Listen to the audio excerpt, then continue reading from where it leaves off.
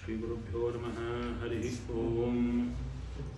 हयग्रीवं चिदानन्दविग्रहं सदनुग्रहं दशग्रीवच्छिदं शापान्मणिग्रीवविमोचनं स्वनामग्रहणादेव निरस्तग्रहविग्रहं वृन्दावनगतं वन्दे ब्रह्मरुद्रेन्द्रवन्दितं स्वान्तस्थानन्तशय्याय पूर्णज्ञानरसार्णसे उत्तुङ्गवाक्तरङ्गाय मध्वदुग्धाब्धये नमः।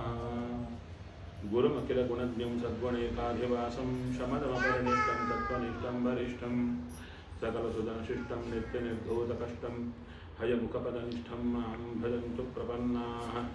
पूज्याय राघवेन्द्राय सत्यधर्मरताय च भजतां कल्पवृक्षाय नमतां कामधेनवे नीलाकरार्चितानन्तलीलागोपालपालितान् विद्यापयोनिधीन् वन्दे ब्रह्मविद्यागुरुन् मम। ब्रह्मचर्य हरिप्रीतिसुविद्यावादशालिनः इष्टदान् कष्टहर्तॄन्नः विद्यामान्यान् मुनीन् नमः।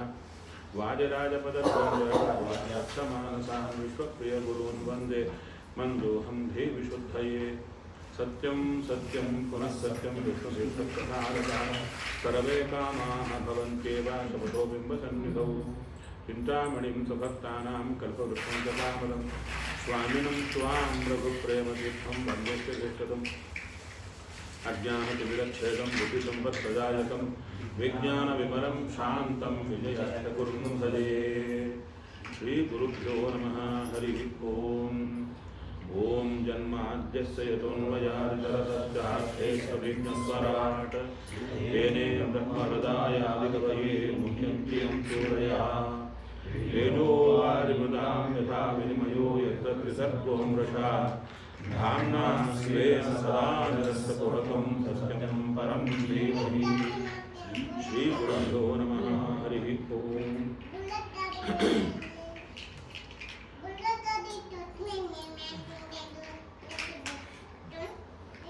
ಇನ್ನು ಮುಂದೆ ವಿಶೇಷವಾಗಿರತಕ್ಕಂಥ ತತ್ವಜ್ಞಾನದ ಉಪದೇಶವನ್ನು ಕೃಷ್ಣ ಹಿಂದೆ ಯದು ಮಹಾರಾಜನಿಗೆ ಒಬ್ಬ ಅವಧೂತನಿಗೆ ನಡೆದಂಥ ಒಂದು ವಿಚಾರವನ್ನು ಹೇಳ್ತಾ ಇದ್ದಾನೆ ಕೃಷ್ಣ. ಆ ಬ್ರಾಹ್ಮಣ ಒಳ್ಳೆ ತೇಜಸ್ವಿಯಾಗಿದ್ದಾನೆ, ಭಗವಂತನ ಚಿಂತಾ ತತ್ಪರನಾಗಿದ್ದಾನೆ, ಅನ್ನಕ್ಕಾಗಿ ಎಲ್ಲೂ ಪ್ರಯತ್ನ ಮಾಡ್ತಾ ಇಲ್ಲ, ತನ್ನ ಪಾಡಿಗೆ ತಾನಿದ್ದಾನೆ, ಇದ್ದ ಕಡೆ ಎಲ್ಲವೂ ಬರ್ತಾರೆ. ಅದಕ್ಕೆ ರಾಜ ವಿಶೇಷವಾಗಿ ಕೆಡುತ್ತಾ ಇದ್ದಾನೆ. ಅವಧೂತಂ ದ್ವಿಜಂ ಕಶ್ಚಿತ್ ಚರಂತಂ ಅಕುತೋ ಭಯಂ ಕವಿಂ ನಿರೀಕ್ಷ ನಿಪುಣಂ ಯದು ಪಪ್ರಚ್ಛ ಧರ್ಮವಿತ್. ಧರ್ಮವನ್ನು ಚೆನ್ನಾಗಿ ತಿಳಿದಿರತಕ್ಕಂಥ ಯದು ಮಹಾರಾಜ ಲೋಕದಲ್ಲಿ ತಿರುಗಾಡತಕ್ಕಂಥ ಒಬ್ಬ ಅವಧೂತನನ್ನು ನೋಡಿ, ಅವಧೂತ ಹೇಗಿದ್ದ? ಅಕುತೋ ಭಯಂ ಚರಂತಂ, ಯಾವ ಭಯವಿಲ್ಲದೆ ತಿರುಗಾಡ್ತಾ ಇದ್ದ. ಅಲ್ಲ, ನಾವು ಭಯ ಏನಿರುತ್ತೆ, ನಮ್ಮ ಪಾಡನ್ನ ತಿರುಗ್ತಾ ಇರ್ತೀವಲ್ಲ, ತಿರುಗೋದ್ರೆ ಭಯ ಏನಿರುತ್ತೆ ಅಂದರೆ ಹಾಗಲ್ಲ. ಅಕುತೋ ಭಯಂ ಚರಂತಂ. ಸಾಮಾನ್ಯವಾಗಿ ಈ ಮನುಷ್ಯರ ಮುಖದಲ್ಲಿ ಅವರ ಒಳಗಿರತಕ್ಕಂಥ ದುಗುಡವೆಲ್ಲ ಕಾಣ್ತಾ ಇರುತ್ತೆ, ಸಾಮಾನ್ಯವಾಗಿ ಕಾಣ್ತಾ ಇರುತ್ತೆ. ಯಾವ ಕಷ್ಟವೂ ಇಲ್ಲದೆ ಬಹಳ ಸ್ವಲ್ಪ ಇರತಕ್ಕಂಥ ವ್ಯಕ್ತಿಗಳ ಮುಖದಲ್ಲಿ ಇರುವಂಥ ಒಂದು ಲಕ್ಷಣ ಬೇರೆ, ಯಾವಾಗೂ ಟೆನ್ಷನ್ನಲ್ಲಿರತಕ್ಕಂಥವರ ಮುಖದ ಲಕ್ಷಣ ಬೇರೆಯೇ ಇರುತ್ತೆ. ಯಾಕೆ? ಅವರು ಯಾವಾಗೂ ಅಪ್ಸೆಂಟ್ ಮೈಂಡೆಡ್ ಆಗಿರ್ತಾರೆ, ಟೆನ್ಷನ್ ಆಗಿರ್ತಾರೆ. ಈತನ ಮುಖದಲ್ಲಿ ಯಾವ ಭಯವಿಲ್ಲ, ಯಾವ ಉದ್ವಿಗ್ನತಾ ಇಲ್ಲ, ಏನೂ ಇಲ್ಲ, ಚೆನ್ನಾಗಿದ್ದಾನೆ. ಅಷ್ಟೇ ಅಲ್ಲ, ಕವಿಂ ನಿರೀಕ್ಷ್ಯ, ಒಳ್ಳೆ ಜ್ಞಾನಿಯಾಗಿದ್ದಾನೆ. ಅದನ್ನು ನೋಡಿ ಕೇಳ್ತಾ ಇದ್ದಾನೆ. ಕುತೋ ಬುದ್ಧಿರಿಯಂ ಬ್ರಹ್ಮನ್ ಅಕರ್ತುಸ್ತೆ ವಿಶಾರದ ಯಾಮಾಸಾಧ್ಯ ಭವಾನ್ ಲೋಕಾನ್ ವಿದ್ವಾನ್ ಸ್ಥಿರತಿ ಬಾಲವತ್. ನಿಮಗೆ ವಿಶೇಷವಾಗಿರತಕ್ಕಂಥ ಈ ಬುದ್ಧಿ ಎಲ್ಲಿಂದ ಬಂತು? ಈ ಪ್ರಶ್ನೆ ಸ್ವಲ್ಪ ಭಾರವಾದ್ದು. ಏನು? ನಾವು ಪ್ರವಚನಗಳಲ್ಲಿ ಪಾಠದಲ್ಲಿ ತುಂಬ ತಿಳ್ಕೊಂಡಿರ್ತೀವಿ, ಅನುಷ್ಠಾನಕ್ಕೆಷ್ಟಿಟ್ಟಿದ್ದೇವೆ ಅಂತ ನೋಡಿದಾಗ ಬಹಳ. ಅಲ್ಲಿ ಪ್ರಶ್ನೆ, ಯಾಕೆ ನಾವು ಕೇಳಲಿಕ್ಕಾಗತ್ತೆ, ತಿಳ್ಕೊಳ್ಳಿಕ್ಕಾಗುತ್ತೆ, ಅನುಷ್ಠಾನ ಕೇಳಲಿಕ್ಕೆ ಯಾಕಾಗ್ತಾ ಇಲ್ಲ? ಯಾಕಾಗ್ತಾ ಇಲ್ಲ? ಎಲ್ಲರಿಗೆ ನಮ್ಮದೇ ಪ್ರಾಬ್ಲಮ್ಸ್ ಇರುತ್ತೆ, ನಮ್ಮದೇ ಅದು, ನಮ್ಮದೇ ಇದು, ನಮ್ಮ ಸಮಾಧಾನ ಮಾಡ್ಕೊಳ್ತಾ ಇರ್ತೀವಿ. ನಿಜವಾದ ಪ್ರಾಬ್ಲಮ್ ಯಾವುದು ಅಂದರೆ ನಮ್ಮ ಹಿಂದಿನ ಕರ್ಮ. ನಮ್ಮ ಹಿಂದಿನ ಕರ್ಮಾನುಸಾರವಾಗಿ ಭಗವಂತ ನಮಗೆ ಆ ಬುದ್ಧಿ ಕೊಡಲ್ಲ. ಪ್ರಧಾನವಾಗಿ ಆ ಬುದ್ಧಿ ಕೊಡೋದೇ ಇಲ್ಲ. ನೋಡಿ, ನಾವು ಸಾಮಾನ್ಯವಾಗಿ ರಾತ್ರಿ 11 ಆಯಿತು ಅಂದರೆ ಮಲಗೋದು. ಬೆಳಿಗ್ಗೆ ಎಷ್ಟು ಗಂಟೆಗೆ ಹೇಳಬಹುದು?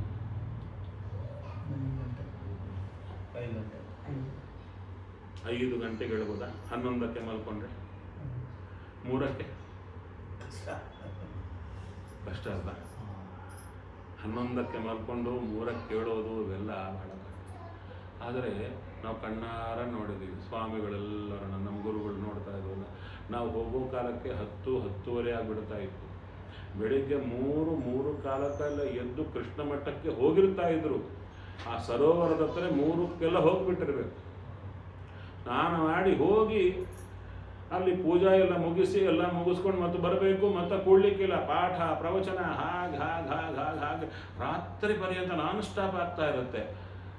ಮಧ್ಯೆ ತುಂಬ ಸುಸ್ತಾದ್ರೆ ಸ್ವಲ್ಪ ಹೀಗಂದು ಮತ್ತೆ ಬಿಡ್ತಾರೆ.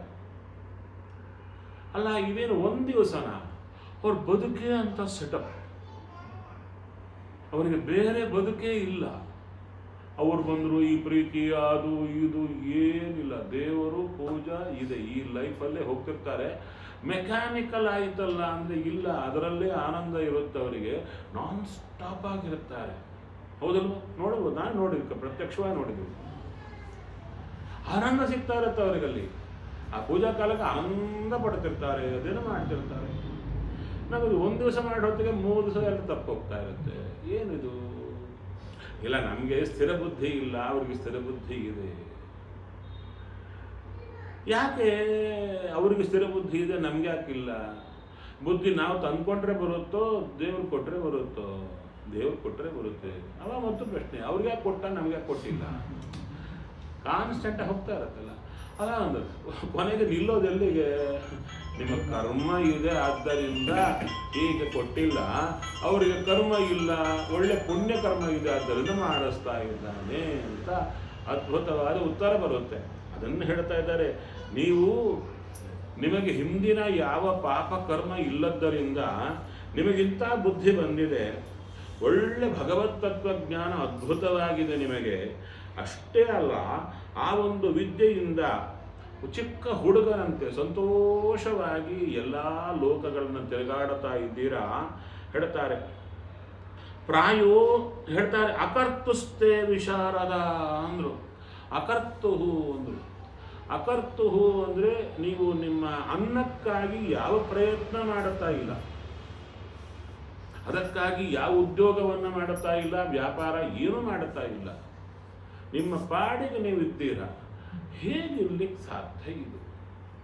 ಕೊನೆಗೆ ಬ್ರಾಹ್ಮಣರಿಗೆ ಬದುಕಲಿಕ್ಕಾಗಿ ಇನ್ಯಾವ ವ್ಯಾಪಾರ ಇಲ್ಲ ಹಂಗಿದ್ರು ಶಿಲೋಂಚ ವೃತ್ತಿ ಅಂತ ಮಾಡಿದ್ರು. ಶಿಲೋಂಚ ವೃತ್ತಿ ಅಂದರೆ ಎಲ್ಲರೂ ಈ ಹಿಂದಿನ ಕಾಲದಲ್ಲಿ ಭತ್ತ ಎಲ್ಲ ಕುಟ್ಟಿಕೊಂಡು ಹೋದ ಮೇಲೆ ಹೊರಡಲ್ಲಿ ಚೂರು ಬಿಟ್ಟು ಹೋಗ್ತಾ ಇದ್ರು.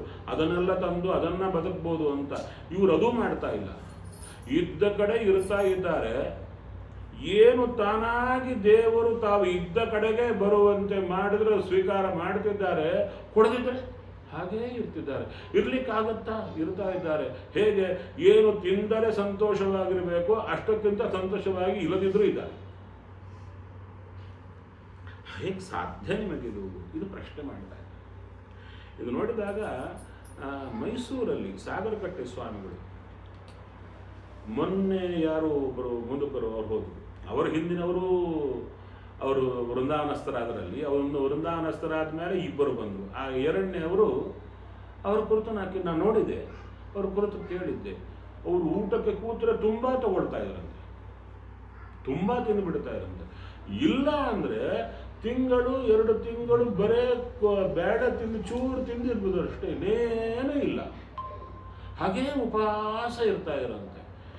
ತಗೊಂಡ್ರೆ ಹಾಕಿ ತಗೊಂತಾ ಇದ್ರು, ಇಲ್ಲದ್ರೆ ಇಲ್ಲ. ಆ ರೆಸ್ಟ್ರಿಕ್ಷನ್ ಯಾವುದೂ ಇಲ್ಲದೆ ಹಾಗಾಗ್ತಿದ್ದರು ಅಂತ. ನಾವು ಈಗಿನ ಕಾಲದವರೇ ಹೀಗಿದ್ರೆ ಹೊಟ್ಟೆ ಅವ್ರು ಹೇಳಿದಂತೆ ಕೇಳ್ತಾ ಇದೆ. ನಮ್ಗೆ ಹಾಗಲ್ಲ, ಕಾನ್ಸ್ಟೆಂಟಾಗಿ ಇಷ್ಟು ಬಿದ್ದರೆ ಹೊರತು ಹೊಟ್ಟೆ ಕೇಳಲ್ಲ, ತಾಳ ಹಾಕ್ತಾ ಇರುತ್ತೆ. ಅವ್ರು ಹಾಗಲ್ಲ, ಆ ಚೂರ ಇಷ್ಟು ಕೋಸಂಬರಿ ತಿಂದಿರ್ತಾ ಇದ್ರು, ಇಲ್ಲ ಊಟ ಕೂತ್ರೆ ಫಸ್ಟ್ ಕ್ಲಾಸ್ ತೊಗೊತಾ ಇದ್ರು. ನೋಡಿ ನಮ್ಮವ್ರು ಬಾಕ್ಸ್ ತೊಗೊಂಡು ಹೋಗ್ತಾ ಇರ್ತಾರೆ, ಮಧ್ಯಾಹ್ನ ಬಾಕ್ಸ್ ತೊಗೊಂಡು ಹೋಗ್ತಾ ಇರ್ತಾರೆ, ಅದಕ್ಕೆ ಹೊಟ್ಟೆ ಫಿಟ್ ಆಗಿರುತ್ತೆ. ಅವ್ರ ಮನೇಲಿ ಊಟಕ್ಕೆ ಕೂತ್ರೆ ಅಯ್ಯೋ ಆಗಲ್ಲ ಅಂತಿರ್ತಾರೆ. ಹಾಗಾದ್ರೆ ಹೇಗೆ ಸಾಧ್ಯ ಇದು ಅಂತ ಹೇಳ್ತಾರೆ. ಪ್ರಾಯೋ ಧರ್ಮಾರ್ಥ ಕಾಮೇಶು ವಿವಿತ್ಸಾಯಾಂಚ ಮಾನವಾಹ ಹೇತುನೈವ ಸಮೀಯಂತೆ ಆಯುಷೋ ಯಶಸ್ಯಃ ತ್ವಂ ತು ಕಲ್ಯಃ ಕವಿಃ ದಕ್ಷಃ ಸುಭಗಃ ಅಮೃತ ಭಾಷಣಃ ನ ಕರ್ತುಮೀಹಸೇ ಕಿಂಚಿತ್ ಜಡೋನ್ಮತ್ತ ಪಿಶಾಚವತ್. ಹೇಳ್ತಾರೆ, ವಿಶೇಷವಾಗಿ ಸಾಮಾನ್ಯವಾಗಿ ಮನುಷ್ಯರೆಲ್ಲ ತಮ್ಮ ತಮ್ಮ ಧರ್ಮಾರ್ಥ ಕಾಮಾದಿಗಳಿಗಾಗಿ ತಾವು ತೊಡಗ್ತಾ ಇರುತ್ತಾರೆ. ಅವರ ಬುದ್ಧಿ, ಅವರ ತಿಳುವಳಿಕೆ ಎಲ್ಲ ಅದರಲ್ಲಿ ಬಳಸ್ತಾ ಇರ್ತಾರೆ. ನೀವಂತೂ ಅಸಮರ್ಥರಲ್ಲ, ಕೈಕಾಲು ಗಟ್ಟಿ ಇದೆ, ಕಲ್ಯ ಸಮರ್ಥರಾಗಿದ್ದೀರಿ. ದಡ್ಡರು ಅಲ್ಲ, ಕವಿಹಿ ಚೆನ್ನಾಗಿ ಜ್ಞಾನ ಇದೆ. ದಕ್ಷ ಇಲ್ಲ, ಕೆಲಸ ಮಾಡೋ ಕೆಪಾಸಿಟಿ ಇಲ್ಲ ಅಂದರೆ ದಕ್ಷರಾಗಿದ್ದೀರಿ. ಅಷ್ಟೇ ಅಲ್ಲ, ಸುಭಗಃ ಒಳ್ಳೆ ಆಕಾರ ಚೆನ್ನಾಗಿದೆ. ಅಷ್ಟೇ ಅಲ್ಲಪ್ಪ, ಎಷ್ಟಿದ್ರೂ ಸ್ವಲ್ಪ ಮಾತು ಎಡವಟ್ಟಾಗಿದೆ, ಅದಕ್ಕೆ ಯಾರು ಹತ್ತಿರ ಕರೆಯಲ್ಲ ಅಂದರೆ ಅಮೃತ ಭಾಷಣ, ಒಳ್ಳೆ ಮಾತಿದೆ. ನ ಕರ್ತುಮೀಹಸೇ ಕಿಂಚಿತ್, ಏನೂ ಮಾಡಬೇಕು ಅಂತಿಲ್ಲ, ಸುಮ್ಮನೆ ಕೂತಿರ್ತೀರ. ಹೇಗೆ ಕೂತಿದ್ದಾರೆ? ಜಡ ಉನ್ಮತ್ತ ಪಿಶಾಚವತ್. ಒಂದು ಜಡ ವಸ್ತು ಬಿದ್ದಿರುತ್ತೆ, ಹಾಗೇ ಇದ್ದೀರಾ. ಹುಚ್ಚರಂತೆ ಇದ್ದೀರಾ, ಪಿಶಾಚತ್ತರ ಸುಮ್ಮನೆ ಇದ್ದೀರಾ. ಹೇಳ್ತಾ ಇದ್ದಾರೆ, ಜನೇಶು ದಹ್ಯಮಾನೇಶು ಕಾಮ ಲೋಭ ದವಾಗ್ನಿನ ನ ತಪ್ಯಸೆ ಅಗ್ನಿನ ಮುಕ್ತ ಗಂಗಾಂಬಸ್ತ ಇವ ದ್ವಿಪ. ಇಲ್ಲಿ ಹೇಳ್ತಾ ಇದ್ದಾರೆ, ಎಲ್ಲರೂ ಕಾಮ ಕ್ರೋಧ ಲೋಭಾದಿ ಅಗ್ನಿಗಳಿಂದ ಸುಟ್ಟು ಹೋಗ್ತಾ ಇದ್ದಾರೆ ಲೋಕದಲ್ಲಿ. ಎಲ್ಲರೂ ಆ ದಹನ ಆಗ್ತಾ ಇದೆ. ನೀವು ಅಗ್ನಿ ನಿಮ್ಮ ಸುತ್ತು ಇಲ್ಲವೇ ಇಲ್ಲ, ಕಾಮಕ್ರೋಧಾದಿಗಳು ನಿಮ್ಮಲ್ಲಿ ಕಾಣಿಸ್ತಾ ಇಲ್ಲ. ಗಂಗಾ ಜಲದಲ್ಲಿ ಕೂತಂತೆ ನೀವು ಚೆನ್ನಾಗಿ ಯಾವ ಅಗ್ನಿ ನಿಮ್ಮನ್ನು ಸುಡುತ್ತಾ ಇಲ್ಲ. ಹೇಳ್ತಾರೆ, ತ್ವಮೇನ ಪೃಚ್ಛತಾಂ ಬ್ರಹ್ಮನ್ ಆತ್ಮನ್ಯ ಆನಂದ ಕಾರಣಂ ಬ್ರೂಹಿ ಸ್ಪರ್ಶವಿಹೀನಸ್ಯ ಭವತಃ ಕೇವಲಾತ್ಮನಃ. ಅಯ್ಯ, ನೀವು ಒಬ್ಬರೇ ಇದ್ದೀರಿ, ಮುಖದಲ್ಲಿ ಆನಂದ ಕಾಣಿಸ್ತಾ ಇದೆ, ಸಂತೋಷವಾಗಿದ್ದೀರಿ. ಇದಕ್ಕೆ ಕಾರಣವೇನು? ಯಾಕೆ? ಸ್ಪರ್ಶವಿಹೀನಸ್ಯ, ಯಾವ ಅಂಟು ಇಲ್ಲ ನಿಮಗೆ, ಕೇವಲಾತ್ಮನಃ, ಎಲ್ಲದರಿಂದ ದೂರವಾಗಿ ಸಂತೋಷವಾಗಿದ್ದೀರಾ. ಇದಕ್ಕೆ ಕಾರಣ ಏನು ಅಂತ ಕೇಳಿ. ಯದುನೈವಂ ಮಹಾಭಾಗೋ ಬ್ರಹ್ಮಣ್ಯೇವ ಸಮೇಧಸ ಪೃಷ್ಟ ಸಭಾಜಿತ ಪ್ರಾಹ ಪ್ರಶ್ರಯಾಮನಥಂ ದ್ವಿಜ. ಆ ಬ್ರಾಹ್ಮಣ ವಿಶೇಷವಾಗಿ ರಾಜ ತಲೆಬಾಗಿ ಆ ಕೇಳೋದು ಎಡವಟ್ಟಾಗಿ ಕೆದಕಿದಂತೆ ಕೇಳ್ತಾ ಇಲ್ಲ. ಯಾಕೆ ಹೀಗೆ ಕೂತೀರಾ, ಸುಮ್ಮನೆ ಯಾಕೆ ಕೂತೀರಾ, ಹಾಗೆ ಹೀಗೆ ಇಲ್ಲ, ತಲೆಬಾಗಿ ಕೇಳ್ತಾ ಇದ್ದಾನೆ. ಅವಾಗ ಅವರಿಗೆ ವಿಶೇಷವಾಗಿ ಅವರಿಂದ ಪೂಜಿತನಾಗಿ ಹೇಳ್ತಾ ಇದ್ದಾನೆ ಬ್ರಾಹ್ಮಣ. ಸಂತಿಮೆ ಗುರವೋ ರಾಜನ್ ಬಹವೋ ಬುದ್ಧುಪಾಶ್ರಿತಾ ಯತೋ ಬುದ್ಧಿಂ ಉಪಾದಾಯ ಮುಕ್ತೋ ಅಟಾಮೀಹ ತಾನ್ ಶೃಣು. ಹೇ ರಾಜ, ನನಗೆ ತುಂಬಾ ಜನ ಗುರುಗಳಿದ್ದಾರೆ. ಹೌದಾ? ಒಬ್ಬ ಗುರುಗಳ ಹತ್ರ ಹೋಗಿ ಅವ್ರನ್ನ ಪಡ್ಕೊಂಡು ಸೇವಾ ಮಾಡೋದೇ ಕಷ್ಟ. ಯಾಕೆ? ಯಾರೇ ಭೂಮಿಗೆ ಬಂದಿದ್ರೂ ಗುಣ ಜೊತೆಗೆ ದೋಷವೂ ಪಡ್ಕೊಂಡು ಬಂದಿರ್ತಾರೆ. ಅವರವರಲ್ಲಿ ದೋಷಗಳಿದ್ದೇ ಇರುತ್ತವೆ. ದೋಷ ಇಲ್ಲದೆ ವ್ಯಕ್ತಿ ಯಾರೂ ಇಲ್ಲ, ರುಜುಗಣಸ್ಥರು ಬಿಟ್ಟರೆ. ಅಂಥ ಕಾಲಕ್ಕೆ ಆ ಗುರುಗಳ ಸೇವಾ ಮಾಡುವ ಕಾಲಕ್ಕೆ ಅವರವರ ದೋಷಗಳು ತೋರಿದಾಗ ಅದಕ್ಕೆಲ್ಲ ನಾವು ಮನಸ್ಸು ನೊಂದುಕೊಳ್ಳದೆ, ಹೌದಲ್ಲವೇ? ಅನೇಕ ದೋಷಗಳು ಕಾಣಿಸ್ತಾ ಇರುತ್ತೆ ಎದುರಿಗೆ, ಇಲ್ಲ ಅನ್ಲಿಕ್ಕಿಲ್ಲ, ಎದುರಿಗೆ ಕಾಣಿಸ್ತಾ ಇರುತ್ತೆ. ಹೇಳಲಿಕ್ಕಿಲ್ಲ, ಹೇಳಬಾರದು, ಒಳಗೂ ಅಂದ್ಕೋಬಾರದು, ಅದು ಶಿಷ್ಯನ ಧರ್ಮ. ಆದರೆ ಅದರ ಪ್ರಭಾವ ಬೀಳುತ್ತಾ ಇದ್ದರೆ ಒಬ್ಬ ಗುರುಗಳ ಸೇವಾ ಮಾಡೋ ಜೊತೆಗೆ ಸಾಕಪ್ಪ ಅಂದಾಗ ತುಂಬ ಜನ ಗುರುಗಳು ಅಂತ ಹೇಳ್ತಾ ಇದ್ದೀರಿ. ಎಷ್ಟು ಸಲ ಸೇವಾ ಮಾಡಿದ್ರಿ, ಹೇಗೆ ಮಾಡಿದ್ರಿ, ಯಾವ ಟೆಕ್ನಿಕ್ಕಿಂದ ಮಾಡಿದ್ರಿ ಅಂತ ಹೇಳ್ತಾರೆ. ಬುದ್ಧುಪಾಶ್ರಿತ, ನನ್ನ ಗುರುಗಳು ತುಂಬ ಜನ ಇದ್ದಾರೆ, ನಾನು ಹತ್ತಿರ ಹೋಗಿ ಸೇವಾ ಮಾಡಲಿಲ್ಲ, ನಾನು ದೂರದಿಂದಲೇ ಬುದ್ಧಿಯಿಂದಲೇ ಅವರನ್ನು ಗುರುಗಳಾಗಿ ಇಟ್ಟುಕೊಂಡು ಸೇವಾ ಮಾಡಿದ್ದೀನಿ. ಅಲ್ಲಿಂದ ತಿಳ್ಕೊಂಡಿದ್ದೇನೆ. ಹೌದಾ? ನಾನು ಬುದ್ಧಿಯಿಂದಲೇ ನಾನು ಮುಕ್ತನ ಬುದ್ಧಿಂಬುಪಾದಾಯ, ಬುದ್ಧಿಯಿಂದಾಗಿ ನಾನು ಚೆನ್ನಾಗಿ ಮುಕ್ತೋ ಅಟಾಮಿ ಇಹ ತಾನ್ ಶೃಣು. ವಿಶೇಷವಾಗಿ ನಾನು ಮುಕ್ತನಾಗಿ ತಿರುಗಾಡ್ತಾ ಇದ್ದೇನೆ. ಎಲ್ಲ ಕಾಮ ಕ್ರೋಧಾದಿಗಳು ಎಲ್ಲವನ್ನ ಬಿಟ್ಟು ಸಂತೋಷವಾಗಿ ತಿರುಗ್ತಾ ಇದ್ದೇನೆ. ನೀನು ನೋಡಿದವು ಯಾವ್ಯಾರು ಅಂದರೆ ಪಂಚಭೂತಗಳು: ಪೃಥ್ವಿ, ವಾಯು, ಆಕಾಶ, ಆಪೋ, ಅಗ್ನಿ. ಪೃಥ್ವಿ, ಅಪು, ತೇಜಸ್ಸು, ವಾಯು, ಆಕಾಶ ಎಲ್ಲ ಲಿಸ್ಟ್ ಕೊಡ್ತಾರೆ. ಇವೆಲ್ಲ ನನ್ನ ಗುರುಗಳು. ಆವಾಗ ನಮಗೆ ಮನಸ್ಸಿಗೆ ಬರುತ್ತೆ, ಹೌದು ಇವೆಲ್ಲ ಗುರುಗಳು ಅಂತೀವಿ, ಭೂಮಿ ಇದ್ದೇ ಇದೆ, ಅದು ಎಲ್ಲರೂ ಕಾಮನ್. ನೀವು ಭೂಮಿಯನ್ನು ನೋಡಿದಾಗ ನೀವು ಭೂಮಿಯಲ್ಲಿ ಒಂದು ಗುಣ ಕಂಡಿತು, ಭೂಮಿಯಲ್ಲಿ ಗುಣ ಕಂಡಿತು, ಅದಕ್ಕೆ ಆ ಗುಣವನ್ನು ನೋಡಿ ನೀವು ಕಲ್ತ್ಕೊಂಡ್ರಿ. ಹೌದಾ? ಅದಕ್ಕೆ ಭೂಮಿ ನಿಮಗೆ ಗುರುವಾಯಿತು. ಇಲ್ಲೊಂದು ಸೀಕ್ರೆಟ್ ಪಾಯಿಂಟ್ ಇದೆ, ಅದನ್ನು ಹೇಳಲಿಕ್ಕೆ ನಾನು ಹೊರಟಿದ್ದೆ. ಏಕಾದಶ ಸ್ಕಂಧ ಎಷ್ಟು ಭಾರವಾದ್ದು ಅಂದರೆ ಹಗುರಾಗಿ ಅದನ್ನು ಹೇಳಬಹುದು, ಭಾರವಾಗಿ ಹೇಳಬಹುದು. ಇಲ್ಲ ಇವೆಲ್ಲ ಗುರುಗಳು, ಇವರನ್ನು ನೋಡಿ ಕಲ್ತ್ಕೊಂಡ್ಬಿಟ್ರು ಅವರು ಅಂತ ಇಷ್ಟೇ ನಾವು ಹೋಗ್ತಾ ಇರುತ್ತೆ.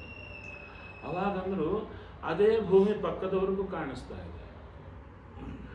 ಯಾವ ಭೂಮಿ ಈ ಬ್ರಾಹ್ಮಣನಿಗೆ ಕಾಣಿಸಿತ್ತು, ಮಿಕ್ಕವರಿಗೂ ಆ ಭೂಮಿ ಕಾಣಿಸ್ತಾ ಇದೆ. ಆ ಗುಣ ಅವರಿಗೆ ಕಾಣಿಸ್ತಾ ಇಲ್ಲ, ಆ ಅನುಷ್ಠಾನ ಅವರಿಗೆ ಬಂದಿಲ್ಲ, ನಿಮಗೆ ಮಾತ್ರ ಬಂದಿದೆ. ಯಾಕೆ? ಅರಣ್ಯಕಾಚಾರ್ಯರು ಕೊಡುವ ಉತ್ತರ ಇಷ್ಟೇ. ಹೇಳ್ತಾರೆ, ಆ 24 ಜನ ಗುರುಗಳು ಅಂತ ಹೇಳಿದ್ದಾರಲ್ಲ, ಆ 24 ಜನ ಗುರುಗಳಲ್ಲ.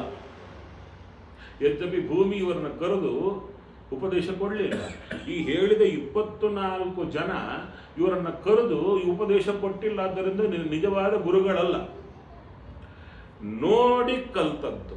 ಹೌದು ತಾನೆ? ಅದಕ್ಕೆ ಇಲ್ಲಿ ಹೇಳ್ತಾ ಇದ್ದಾರೆ, ಇವರು ನೋಡಿ ಕಲ್ತದ್ದು, ಇವರ ಬುದ್ಧಿ ಅಲ್ಲಿಗೆ ಹೋಗಿ ಕಲ್ತದ್ದಲ್ವಾ. ಸ್ವಲ್ಪ ಒಳಕ್ಕೆ ಹೋಗ್ರಿ, ಪ್ರತಿಯೊಂದು ಕಡೆ ಬಿಂಬನವರೆಗೂ ಹೋಗ್ರಿ ಅಂತ ಹೇಳ್ತಾರೆ. ಇವರು ಅಸ್ವತಂತ್ರರು, ಪಕ್ಕದವರು ಅಸ್ವತಂತ್ರರು. ಪಕ್ಕದವರಿಗೂ ಒಳಗಿದ ದೇವರು ಭೂಮಿಯನ್ನು ತೋರಿಸ್ತಾ ಇದ್ದಾನೆ.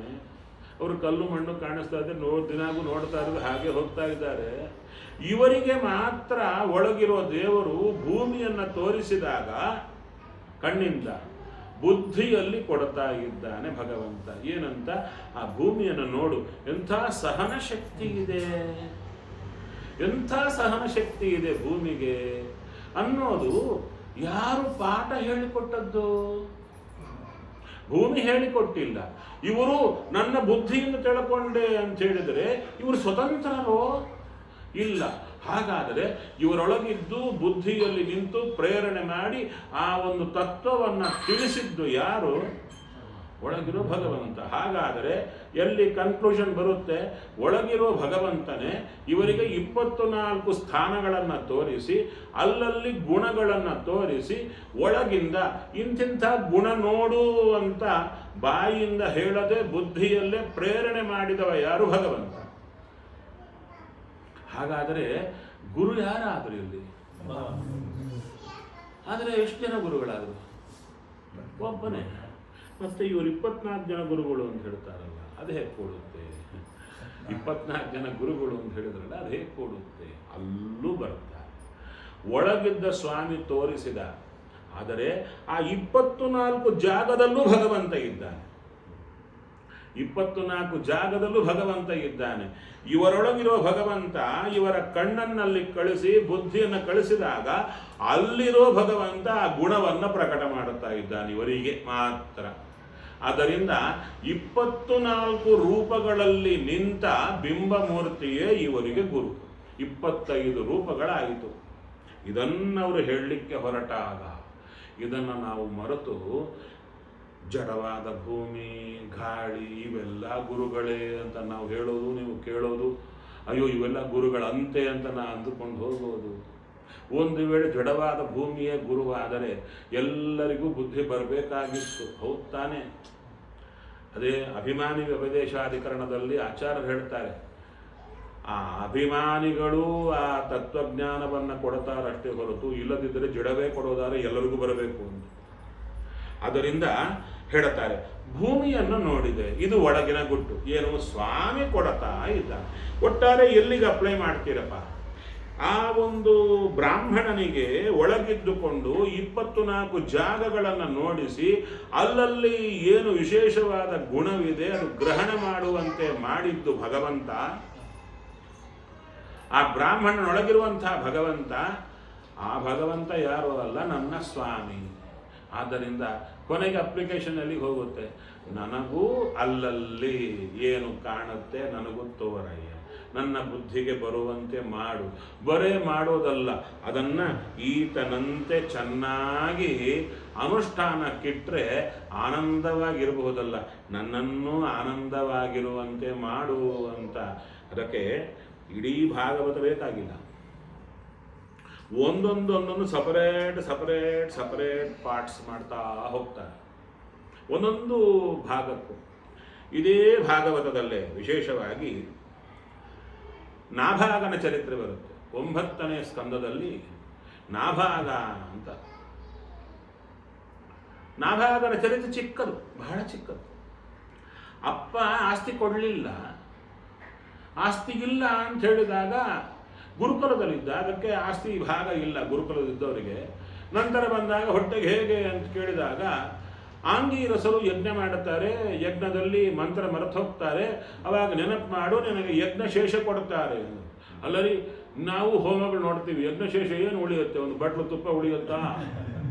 ಅದರಿಂದ ಬದುಕಲಿಕ್ಕಾಗುತ್ತಾ? ಅದಕ್ಕೆ ಹೇಳಿದ್ರು, ಹಿಂದಿನ ಕಾಲದಲ್ಲಿ ಯಜ್ಞ ಅಂತ ಮಾಡಿದರೆ ಒಬ್ಬ ವ್ಯಕ್ತಿ ತನ್ನ ವಂಶ ಊಟ ಮಾಡುವಷ್ಟು ಉಳಿಸಬೇಕಂತೆ. ಯಜ್ಞಶೇಷ ಮೊದಲು ಉಳಿಸಿ ಯಜ್ಞ ಮಾಡಬೇಕು, ಇಷ್ಟು ಉಳಿಬೇಕು ಅಂತ ಅದನ್ನು ಕೊಡ್ತಿದ್ರು. ಈಗ ಸಾಮಾನ್ಯವಾಗಿ ಹವಮಾನ ಹೋಮ ಅಂದರೆ ಎಷ್ಟು ತುಪ್ಪ ಖರ್ಚಾಗುತ್ತೆ. ಯಜಮಾನ ಸಾಮಾನ್ಯ ಬರೋ ಕಾಲಕ್ಕೆ ಕೆಲವರು ಬರೋ ಕಾಲಕ್ಕೆ ಅರ್ಧ ಲೀಟರ್ ಬಾಟ್ಲ್ ತಂದು ಕೊಡ್ತಾರೆ. ಕೊಟ್ಟು ಇದರಲ್ಲಿ ಹೋಮ ಮುಗಿಸಿ ಮತ್ತು ಅಭಿಕಾರಕ್ಕೂ ಬೇಕು ಅಂತ ಹೇಳ್ತಾರೆ. ಅವಾಗ ಅವರು ಒಂದೊಂದು ರುಕ್ಕಿಗೆ ಆಹುತಿ ಕೊಡಲ್ಲ, ಒಂದೊಂದು ಅಧ್ಯಾಯಕ್ಕೂ ಒಂದು ಆಹುತಿ ಕೊಟ್ಟು ಅರ್ಧ ಬಾಟ್ಲ್ ತುಪ್ಪ ಅವರು ಉಳಿಸೇ ಕೊಟ್ಬಿಡ್ತಾರೆ. ಯಾಕೆ? ನೀವು ಹೋಮ ಯಾಕಪ್ಪ, ಒಂದ್ಸಲ ಕೊಟ್ಬಿಟ್ರೆ ಆಯ್ತು, ಒಂದು ಆಹುತಿ ಸಾಕಲ್ಲ ಅಂತ. ಆ ರೀತಿಯಲ್ಲಿ ಹೋಗ್ತಾರೆ. ಅದೆಲ್ಲ ತಗೊಂಡು ಬರುವಾಗ ರುದ್ರದೇವರು ಬರ್ತಾರೆ, ನಂದು ಅಂತಾರೆ, ಹೌದಾ? ಅವಾಗ ಹೇಳ್ತಾರೆ ನಂದು ಅಂದಾಗ ನೀವು ಅಪ್ಪನ ಕೇಳು, ಅಪ್ಪ ಮತ್ತು ಅಂತಾರೆ, ಆತಂದೆ ಅಂದರು, ರುದ್ರದೇವರ ಭಾಗ ಅಂತ. ಅವಾಗ ದುಃಖವಿಲ್ಲದೆ ಅವ್ರಿಗೆ ಕೊಟ್ಬಿಡುತ್ತಾನೆ. ಕೊಟ್ಟಾಗ ರುದ್ರದೇವರು ಎಲ್ಲವನ್ನ ಕೊಟ್ಟು ಬ್ರಹ್ಮಜ್ಞಾನ ಕೊಡ್ತಾರೆ. ಇಷ್ಟೇ ಚಿಕ್ಕದು ಕಥಾ. ನಿಮಗೆಲ್ಲ ನಾನು ಹೇಳೋ ಕಾಲಕ್ಕೆ ತರ ನೆನಪಾಯಿತು. ಒಂದು ಪ್ರಶ್ನೆ, ಈ ಕಥಾ ತುಂಬ ಸಲ ಭಾಗವತದಲ್ಲಿ ಕೇಳಿದ್ರಲ್ಲ, ಈ ಕಥೆಯನ್ನು ಕೇಳಿದರೆ ಏನು ಫಲ ಗೊತ್ತಾ? ಅದರ ಕಡೆ ಗಮನ ಕೊಡಲ್ಲ ನಾವು, ಅಲ್ಲವೇ? ಕ್ಯಾಶುವಲ್ ಆಗಿರುತ್ತೆ ನಮಗೆ. ಅದೊಂದು ಕಥಾ, ಎಲ್ಲ ಕಥೆಗಳೆಲ್ಲ ಒಂದು ಕಥಾ ಅಷ್ಟೇ. ಕೇಳಿರ್ತೀವಿ, ಮರ್ತಿರ್ತೀವಿ, ಮತ್ತು ಹೇಳಿದಾಗ ನೆನಪಾಗುತ್ತೆ. ಅಷ್ಟಕ್ಕೆ ಅದರ ಸ್ಥಾನ, ಹೌದು ತಾನೆ? ಅಲ್ಲಿ ಹೇಳ್ತಾರೆ, ಈ ನಾಭಾಗನ ಚರಿತ್ರೆ ಚಿಕ್ಕ ಒಂದೇ ಪ್ಯಾರಾಗ್ರಾಫ್. ಇದನ್ನು 3 ಕಾಲದಲ್ಲಿ ಯಾರು ನೆನೀತಾರೋ, ಬರೀ ಆ ಪಾರ್ಟ್ 3 ಕಾಲದಲ್ಲಿ ನೆನೆದರೆ ಬ್ರಹ್ಮಜ್ಞಾನಿ ಆಗ್ತಾನೆ, ದೇವರ ದರ್ಶನ ಆಗ್ಬಿಡುತ್ತೆ ಅವನಿಗೆ ಅಂತ ಹೇಳ್ತಾರೆ ವೇದವ್ಯಾಸ ದೇವರು. ಒಂದೊಂದಕ್ಕೂ ಫಲ ಬರೀತಾರೆ. ಕೃಷ್ಣನ ಚರಿತ್ರೆ ಬರೀತಾರೆ, ಪೂತನ ಸಂಹಾರ ಘಟ್ಟವನ್ನು ಬರೀತಾರೆ, ಅಲ್ಲಿ ಮತ್ತು ಫಲ ಬರೀತಾರೆ. ಯಾರು ಈ ಪೂತನ ಸಂಹಾರ ಘಟ್ಟವನ್ನು ಇದು ಮಾಡ್ತಾರೆ, ಇಂಥ ಫಲ ಇಂಥ ಫಲ ಇಂಥ ಫಲ ಅಂತ ಇಡೀ ಭಾಗವತದಲ್ಲಿ ಎಷ್ಟು ಘಟ್ಟಗಳು ಬರುತ್ತೋ ಪ್ರತಿಯೊಂದಕ್ಕೂ ಫಲಗಳು ಕೊಟ್ಟಿದ್ದಾರೆ. ನಮಗದು ನಾವು ಹೇಳಲ್ಲ, ನೀವು ಕೇಳಲ್ಲ. ಯಾಕೆ ಹೇಳಲಿಕ್ಕೆ ನಮಗೂ ಟೈಮ್ ಇರಲ್ಲ. ನಿಮ್ಗೆ ಅದು ಇದೆ ಅಂತ ನಿಮ್ಗೆ ಯಾವ ಕೊನೆ ಪರ್ಯಂತ ಗೊತ್ತೇ ಆಗಲ್ಲ. ಪ್ರತಿಯೊಂದಕ್ಕೂ ಇಂಥ ಸ್ಪೆಸಿಫಿಕ್ ಇದೆ ಅಂತ. ಆದ್ದರಿಂದ ಎಲ್ಲ ಭಾಗವತ ನೀವು ಆದರೂ ಆಗದಿದ್ರು ಆ ಒಂದು ನಿಮಗೆ ಇಷ್ಟ ಆದರೆ ಯಾವುದು ನಾಭಾಗ ಚರಿತ್ರೆ, ಅದನ್ನು 3 ಹೊತ್ತು ಬೆಳಗ್ಗೆ ಮಧ್ಯಾಹ್ನ ಸಾಯಂಕಾಲ ಕಾನ್ಸ್ಟೆಂಟ್ ಆಗಿ ಮಾಡ್ತಾ ಬಂದರೆ, ಇದಕ್ಕೆ ಚಿಂತನೆ ಮಾಡ್ತಾ ಬಂದರೆ ಅದ್ಭುತವಾದ ಜ್ಞಾನ ಬರುತ್ತೆ ನಿಮಗೆ, ಬ್ರಹ್ಮಜ್ಞಾನಕ್ಕೆ ಕಾರಣ ಆಗುತ್ತೆ ಅಂದರು. ಯಾರೇ ಬಿಡ್ತಾರೆ? ಒಂದು ವೇಳೆ ಅದನ್ನು ದಿನಾಗಿಟ್ಟುಕೊಂಡಾಗ ನಿತ್ಯ ನಿಮ್ಮಲ್ಲಿ ನಿಮಗೇನೇ ಜ್ಞಾನ ಬೆಳೆಯೋದು ಅನುಭವಕ್ಕೆ ಬಂದು ಬಿಟ್ಟರೆ ನೀವು ಭಾಗವತ ಬಿಡ್ತೀರಾ? ಚಿಕ್ಕ ಮಕ್ಕಳಿರ್ತಾರೆ, ಅನ್ನಪ್ರಾಶನಕ್ಕೆ ಮೊದಲು ಹಾಲು ಬಿಟ್ಟರೆ ಇದನ್ನು ತಗೊಂಡಿರಲ್ಲ. ಅನ್ನಪ್ರಾಶನ ಕಾಲಕ್ಕೆ ಜೇನುತುಪ್ಪ ಬೆರಳಿಂದ ಹಚ್ಚಲಿಕ್ಕೆ ಹೋದರೆ ಮುಖ ಆಚೆ ಈಚೆ ಮಾಡ್ತಿರ್ತಾರೆ. ಅದೇ ಗಟ್ಟಿಯಾಗಿ ಹಿಡಿದು ಬಾಯಿಯಲ್ಲಿ ಇಟ್ಟರೆ ಮತ್ತ ಕೈಯನ್ನು ಹಿಡಿದು ಬಿಡ್ತಾರೆ. ರುಚಿ ಹತ್ತಿದ ಕೂಡಲೇ ಕೈ ಬಿಡಿಸ್ಕೊಂಬೋದು ಕಷ್ಟ ಆಗ್ತದೆ. ಅದೇ ಥರ ನಿಮಗೆಲ್ಲರಿಗೂ ಸರಿಯಾದ ರೀತಿಯಲ್ಲಿ ಫೀಡ್ಬ್ಯಾಕ್ ಕೊಟ್ಟರೆ, ಒಂದೊಂದು ಚಿಂತನೆ ಮಾಡಿದರೆ ಎಂಥ ಫಲ ಅಂತ ಹೇಳಿದರೆ, ನಿಮ್ಗೆ ತಲೆಗೆ ಹೋಗಿ ಒಬ್ಬೊಬ್ಬರು ಒಂದೊಂದನ್ನೇ ಇಟ್ಟುಕೊಂಡು ನಿತ್ಯ ಚಿಂತನೆ ಮಾಡುತ್ತಾ ಬಂದರೆ ನಿಮಗೆ ಫಲ ಪ್ರತ್ಯಕ್ಷವಾಗಿ ಕಾಣಲಿಕ್ಕೆ ಶುರು ಆದರೆ ಅವಾಗ ಏನಾಗುತ್ತೆ ನಿಮ್ಮ ಪರಿಸ್ಥಿತಿ? ನೀವು ಈ ಥರ ಭಾಗವತ ಕೇಳೋದೇ ಇಲ್ಲ. ಒಂದು ಪಾರ್ಟ್ ಕೇಳಿದರೇನೆ ನಾನು ಅನುಷ್ಠಾನ ಮಾಡಿ ಇಷ್ಟು ಬರ್ತಾ ಇದೆ, ಇನ್ನೊಂದು ಹೇಗಿರುತ್ತೋ ಅಂತ ಶುರು ಮಾಡುತ್ತೀರಾ. ಅವಾಗ ನಾನು ಸರಿಯಾಗಿ ಬಂದ ಕೂಡಲೇ ಸರ ಹೇಳ್ತಾ ಹೋದರೆ ಏನಂತೀರ? ಸ್ವಲ್ಪ ನಿಧಾನಕ್ಕೆ ಹೇಳಿರಿ ಆಚಾರ್ಯ. ಹೌದಾ, ನೀವೇ ಸ್ಟಾಪ್ ಮಾಡಿಬಿಡ್ತೀರಾ. ಕಂಪ್ಲೀಟಾಗಿ ಮಾಡಿಲ್ಲ ಅಂತ ಕ್ವಶ್ಚನೇ ಬರಲ್ಲ. ಕೊನೆಗೆ ಎಷ್ಟು ಹಂತಕ್ಕೆ ಹೋಗ್ತೀರಾ? ನಮಗಿದನ್ನು ಗ್ರಹಣ ಮಾಡಿ ಅನುಷ್ಠಾನ ಆಗುವ ರೀತಿಯಲ್ಲಿ ಅಷ್ಟು ಸ್ಲೋ ಆಗಿ ಹೇಳಿ ಅಂತ ನೀವೇ ಹೇಳ್ತೀರ. ಯಾಕೆ? ನೀವು ಅವಾಗ ಪ್ರಾಫಿಟ್ ಓರಿಯೆಂಟೆಡ್ ಆಗಿರ್ತೀರ. ಇವಾಗ ಎಷ್ಟು ಕೇಳಿದರೆ ಇಷ್ಟು ಪುಣ್ಯ ಬರುತ್ತೆ, ಎಷ್ಟೋ ಏನೋ ಗೊತ್ತಿಲ್ಲ, ಅದಕ್ಕಾಗಿ ಬಂದು ಹೋಗ್ತಾ ಇರ್ತೀವಿ. ಹೌದು, ಇದಕ್ಕೆ ಹೇಳ್ತಾರೆ, ಯಾರಾದರೆ ಈ ಒಂದು ಯದು ಮಹಾರಾಜ ಅವಧೂತನ ಸಂವಾದವನ್ನು ಯಾರು ಚೆನ್ನಾಗಿ ಧಾರಣೆ ಮಾಡಿ ಭಗವಂತನೇ ಬಿಂಬರೂಪಿಯೇ ಸರ್ವತ್ರ ಆ ಅವಧೂತನಿಗೆ ಜ್ಞಾನ ತಂದುಕೊಟ್ಟದ್ದು ಅಂತ ಯಾರು ನಿತ್ಯ ಚಿಂತನೆ ಮಾಡುತ್ತಾರೆ, ಅವರಿಗೆ ಎಲ್ಲಿ ನೋಡಿದರೂ ಭಗವಂತನ ಚಿಂತನೆ ಶುರುವಾಗುತ್ತೆ. ಒಳಗೆ ಭಗವಂತ ವಿಚಿತ್ರ ಜ್ಞಾನ ಕೊಡಲಿಕ್ಕೆ ಶುರು ಮಾಡುತ್ತಾನೆ. ಅದ್ಭುತವಾದ ಪ್ರಕರಣವಿದು. ನಾನೊಂದು ಹೇಳುತ್ತೇನೆ. ಕೆಲವರೆಲ್ಲ ಹರಿದಾಸರು ಎಲ್ಲರೂ ಸೇರಿಕೊಂಡ್ರು ಹೈದರಾಬಾದಲ್ಲಿ ಒಂದು ಕಡೆ. ಎಲ್ಲ ಒಳ್ಳೆ ಅನುಷ್ಠಾನಕ್ಕಿಡುವರೆಲ್ಲ ಏಕಾಂತ ಭಕ್ತರು ಎಲ್ಲರೂ ಸೇರಿದ್ರು. ಒಬ್ಬರು ಯಾರೋ ಸ್ಪಾನ್ಸರ್, ಇವರೆಲ್ಲನ ಕರೆಸಿ ಪಾರಾಯಣ ಮಾಡಿಸ್ತಾ ಇದ್ರು. ಆ ಯಜಮಾನನ ತಂದೆ ಒಂದು ಮೂಲೆ ಕೂತ್ಕೊಂಡು ಹಾಡು ಹೇಳ್ತಿದ್ದಂತೆ, ಬೆಳಿಗ್ಗೆಯಿಂದ ರಾತ್ರಿ ಪರ್ಯಂತ ಒಂದೇ ಹಾಡು. ರಂಗ ನಿನ್ನ ಕೊಂಡಾಡುವ ಮಂಗಳಾತ್ಮರ ಸಂಘ ಸುಖವಿತ್ತು ಕಾಯ ಕರುಣಾಸಾಗರ. ಮುಂದಿನ ಹಾಡು ಹೇಳ್ತಾ ಇಲ್ಲ, ಅದೊಂದೇ ಸ್ಟ್ಯಾಂಜ ಹೇಳ್ತಾ ಇದ್ದಾನೆ. ಈ ಬಂದವರಲ್ಲಿ ಒಬ್ಬರು ರಾಘವೇಂದ್ರ ರಾಯರು ಅಂತ, ಅವರು ಇನ್ನೊಬ್ಬರು ಶ್ರೀನಿವಾಸರಾಯರು ಅಂತಿದ್ರೆ ಅವ್ರಿಗೆ ಹೇಳಿದ್ರಂತೆ. ಆ ವ್ಯಕ್ತಿ ಯಾಕೋ ಬೆಳಿಗ್ಗೆಯಿಂದ ಒಂದೇ ಸಾಲು ಮಾತ್ರ ಹೇಳ್ತಾ ಇದ್ದಾರೆ, ನೋಡ್ತಾ ಇದ್ದೆ ನಾನು. ಅವ್ರಿಗೆ ಮುಂದಿನ ಬರುತ್ತಾ ಇಲ್ಲ, ಯಾಕೆ ಹಂಗೆ ಹೇಳ್ತಾ ತಿಳ್ಕೊಳ್ಳ್ರಿ. ಅವರು ಇವ್ರ ಹತ್ರ ಬಂದು ಕೇಳಿದಂತೆ, ಅಲ್ಲ ನಿಮ್ಮ ಸ್ಮೆಲ್ಲಕ್ಕೆ ಯಾಕೆ ನಮ್ಮ ಮನಸ್ಸು ನೊಂದುಕೊಂಡ್ರೆ ಕಷ್ಟ ಬ್ರಾಹ್ಮಣರು, ಅದಕ್ಕೆ ಅಲ್ಲ ನಾವು ಬೆಳಿಗ್ಗಿಂದ ನೋಡ್ತಾ ಇದ್ದೀವಿ, ಇಷ್ಟು ಮಾತ್ರ ಹೇಳ್ತಾ ಇದ್ದೀವಿ, ಕಾರಣ ಏನು? ಮುಂದಿಂದು ನಿಮಗೆ ಬರುತ್ತಾ? ನಾವು ಹೇಳ್ಕೊಡ್ಬೇಕಾ ಏನು? ಇಲ್ಲ, ಅದು ಪೂರ್ತಿ ನಂಗೆ ಬರುತ್ತೆ. ಮತ್ತು ಇದೊಂದೇ ಯಾಕೆ ಹೇಳ್ತಾ ಇದ್ದೀರಿ? ರಂಗ ನಿನ್ನ ಕೊಂಡಾಡುವ ಮಂಗಳಾತ್ಮರ ಸಂಘ ಸುಖವಿತ್ತಕ, ಇದ್ಯಾಕೆ ಒಂದೇ ಹೇಳ್ತಾ ಇದ್ದೀರಿ? ಅದಕ್ಕೆ ಅವ್ರು ಹೇಳಿದಂತೆ, ನನಗೊಬ್ಬರು ಹೇಳಿದರು, ದಾಸರ ಪದಗಳೆಲ್ಲ ಮಂತ್ರಗಳವು, ಅದು ಒಂದನ್ನು ಇಟ್ಕೊಂಡು ಹಾಗೇ ಜಪತ್ತರ ಮಾಡ್ತಾ ಇದ್ರೆ ಫಲ ಬರುತ್ತೆ ಅಂತ ಹೇಳಿದರು. ನಾನಿದನ್ನು ರಂಗ ನಿನ್ನ ಕೊಂಡಾಡುವ ಅನ್ನೋದು ಕೆಲವು ತುಂಬ ಕಾಲದ ಹಿಂದೆ ಶುರು ಮಾಡಿದ್ದೆ. ನಮ್ಮ ಮನೆಗೆ ಯಾರೂ ಬರ್ತಾ ಇದ್ದಿಲ್ಲ ಬ್ರಾಹ್ಮಣರು, ನಾವು ಹೋಗ್ಲಿಕ್ಕೆ ಆಗ್ತಾ ಇದ್ದಿಲ್ಲ, ಒಳ್ಳೆ ಸಹವಾಸವೇ ಆಗ್ತಾ ಇದ್ದಿಲ್ಲ. ಅಂಥ ಕಾಲಕ್ಕೆ ಇದು ಹೇಳ್ಕೊಂಡ್ರೆ ಸಿಗುತ್ತೆ ಅಂತ ನನಗೆ ಮನಸ್ಸಿಗೆ ಬಂತು. ಅದಕ್ಕೆ ಅದೊಂದನ್ನೇ ಇಡೀ ದಿನ ಹೇಳಲಿಕ್ಕೆ ಶುರು ಮಾಡಿದ್ದೀನಿ. ಅದೇ ಇವಾಗ ಹೇಳ್ತಾ ಇದ್ದೀನಿ. ಅವಾಗ ಅವರು ಕೇಳಿದಂತೆ, ಹೌದಾ, ಬಹಳ ಒಳ್ಳೆಯದು, ನಿಮ್ಗೆ ಫಲ ಕಾಣಿಸ್ತಾ? ಒಂದೇ ಹೇಳ್ತಾ ಇದ್ದೀರಲ್ಲ ತುಂಬ ಕಾಲದಿಂದ, ಫಲ ಕಾಣಿಸ್ತಾ ಅಂದರೆ ನಿಮ್ಮದೇ ಫಲ, ನೀವಿಷ್ಟು ಜನ ಸಿಕ್ಕಿದ್ದೀರಲ್ಲ. ನಾವು ಎಂದೂ ಅಂದುಕೊಂಡಿದ್ದಿಲ್ಲ ನೀವೆಲ್ಲ ಬರ್ತೀರಿ ಅಂತ ಹೇಳಿ. ಒಬ್ಬೊಬ್ಬರು ಮಹಾ ಮೇಟಾನುಮೇಟಿ ಇದ್ದೀರಿ, ನೀವೆಲ್ಲ ಸಿಕ್ಕಿದ್ದೇ ಅದು ಹೇಳಿದ್ದಕ್ಕೆ. ಪ್ರಶ್ನೆ ಕೇಳಿದವರು ದಂಗಾಗಿಬಿಟ್ಟು, ಯಪ್ಪ ನಮಗೆ ಗೊತ್ತು ಅಂತ ಹೋದ್ವಿ, ಎಂಥದ್ದಾಯಿತಲ್ಲ, ಹೇಗೆ ಅನುಷ್ಠಾನಕ್ಕಿಟ್ಟಿದ್ದಾರೆ ಇವರು. ಹೀಗೆ ಭಾಗವತದಲ್ಲಿ ಒಂದೊಂದು ಭಾಗ ಅಪರೂಪದ ಭಾಗ. ಈ ಒಂದು ಚಿಂತನೆಯನ್ನು ಇದು ಯಾರು ಸಾಮಾನ್ಯವ, ಕೃಷ್ಣನ ಬಾಯಿಯಿಂದ ಬಂದಿರತಕ್ಕಂಥ ಅಪರೂಪದ ಉಪದೇಶ. ಇಲ್ಲಿ ಏನು ಮಾಡಿದ್ದಾನೆ ಈತ? ಕಂಡಲ್ಲಿ ವಿಶ್ವರೂಪ ಕಂಬೋರು ಅಂತ ರೀತಿಯಲ್ಲಿ ಸರ್ವತ್ರ ಜ್ಞಾನವನ್ನು ಪಡೀತಾ ಹೋಗ್ತಾ ಇದ್ದಾನೆ, ಬಿಂಬನಲ್ಲಿ ಸಮರ್ಪಣೆ ಮಾಡುತ್ತಾ ಇದ್ದಾನೆ. ಎಂಥ ಜ್ಞಾನವಿದು! ಇದು ಈ ವ್ಯಕ್ತಿ ಹೀಗೆ ಪಡೆದಿದ್ದಾನೆ ಅಂತ ತಿಳ್ಕೊಂಡು ನಾವು ಈ ಪ್ರಕರಣವನ್ನು ಸದಾ ಚಿಂತನೆ ಮಾಡ್ತಾ ಹೋದ್ವಾ, ಒಂದು ಸಲ ಬೆಳಿಗ್ಗೆ, ಒಂದು ಸಲ ಮಧ್ಯಾಹ್ನ, ಸಾಯಂಕಾಲ ಒಂದು ಪ್ರಕರಣ ನಿತ್ಯ ಭಾಗವತ ಪಾರಾಯಣ ಮಾಡೋಕೆ ಅರ್ಥಹಿತ ಮಾಡೋಣ, ನಮಗೆ ಇದೇ ಥರ ಸ್ಥಿತಿಗೆ ನಮ್ಮನ್ನು ದೇವರು ಕರ್ಕೊಂಡು ಹೋಗ್ತಾರೆ. ಇದು ಭಾಗವತದಲ್ಲಿ ಟೇಸ್ಟ್ ಅಂತ ಹೇಳ್ತಾ ಇದ್ದಾರೆ. ಇಲ್ಲದಿದ್ದರೆ ಈ ಭಾಗವತ ಹಿಡ್ಕೊಂಡು ಯಾರು ನಮ್ಮ ವಿಷ್ಣು ತೀರ್ಥರು ಅಡವಿ ಆಚಾರ್ಯ ಇದ್ದಾರಲ್ಲ, ಅವರು ಭಾಗವತದಲ್ಲಿ ಅಂಥ ರೀತಿಯಲ್ಲಿ ಮುಳುಗು ಹೋಗ್ಲಿಕ್ಕೆ ಕಾರಣ ಸ್ವಭಾವ ಸ್ವರೂಪ ಅಂಥದ್ದು.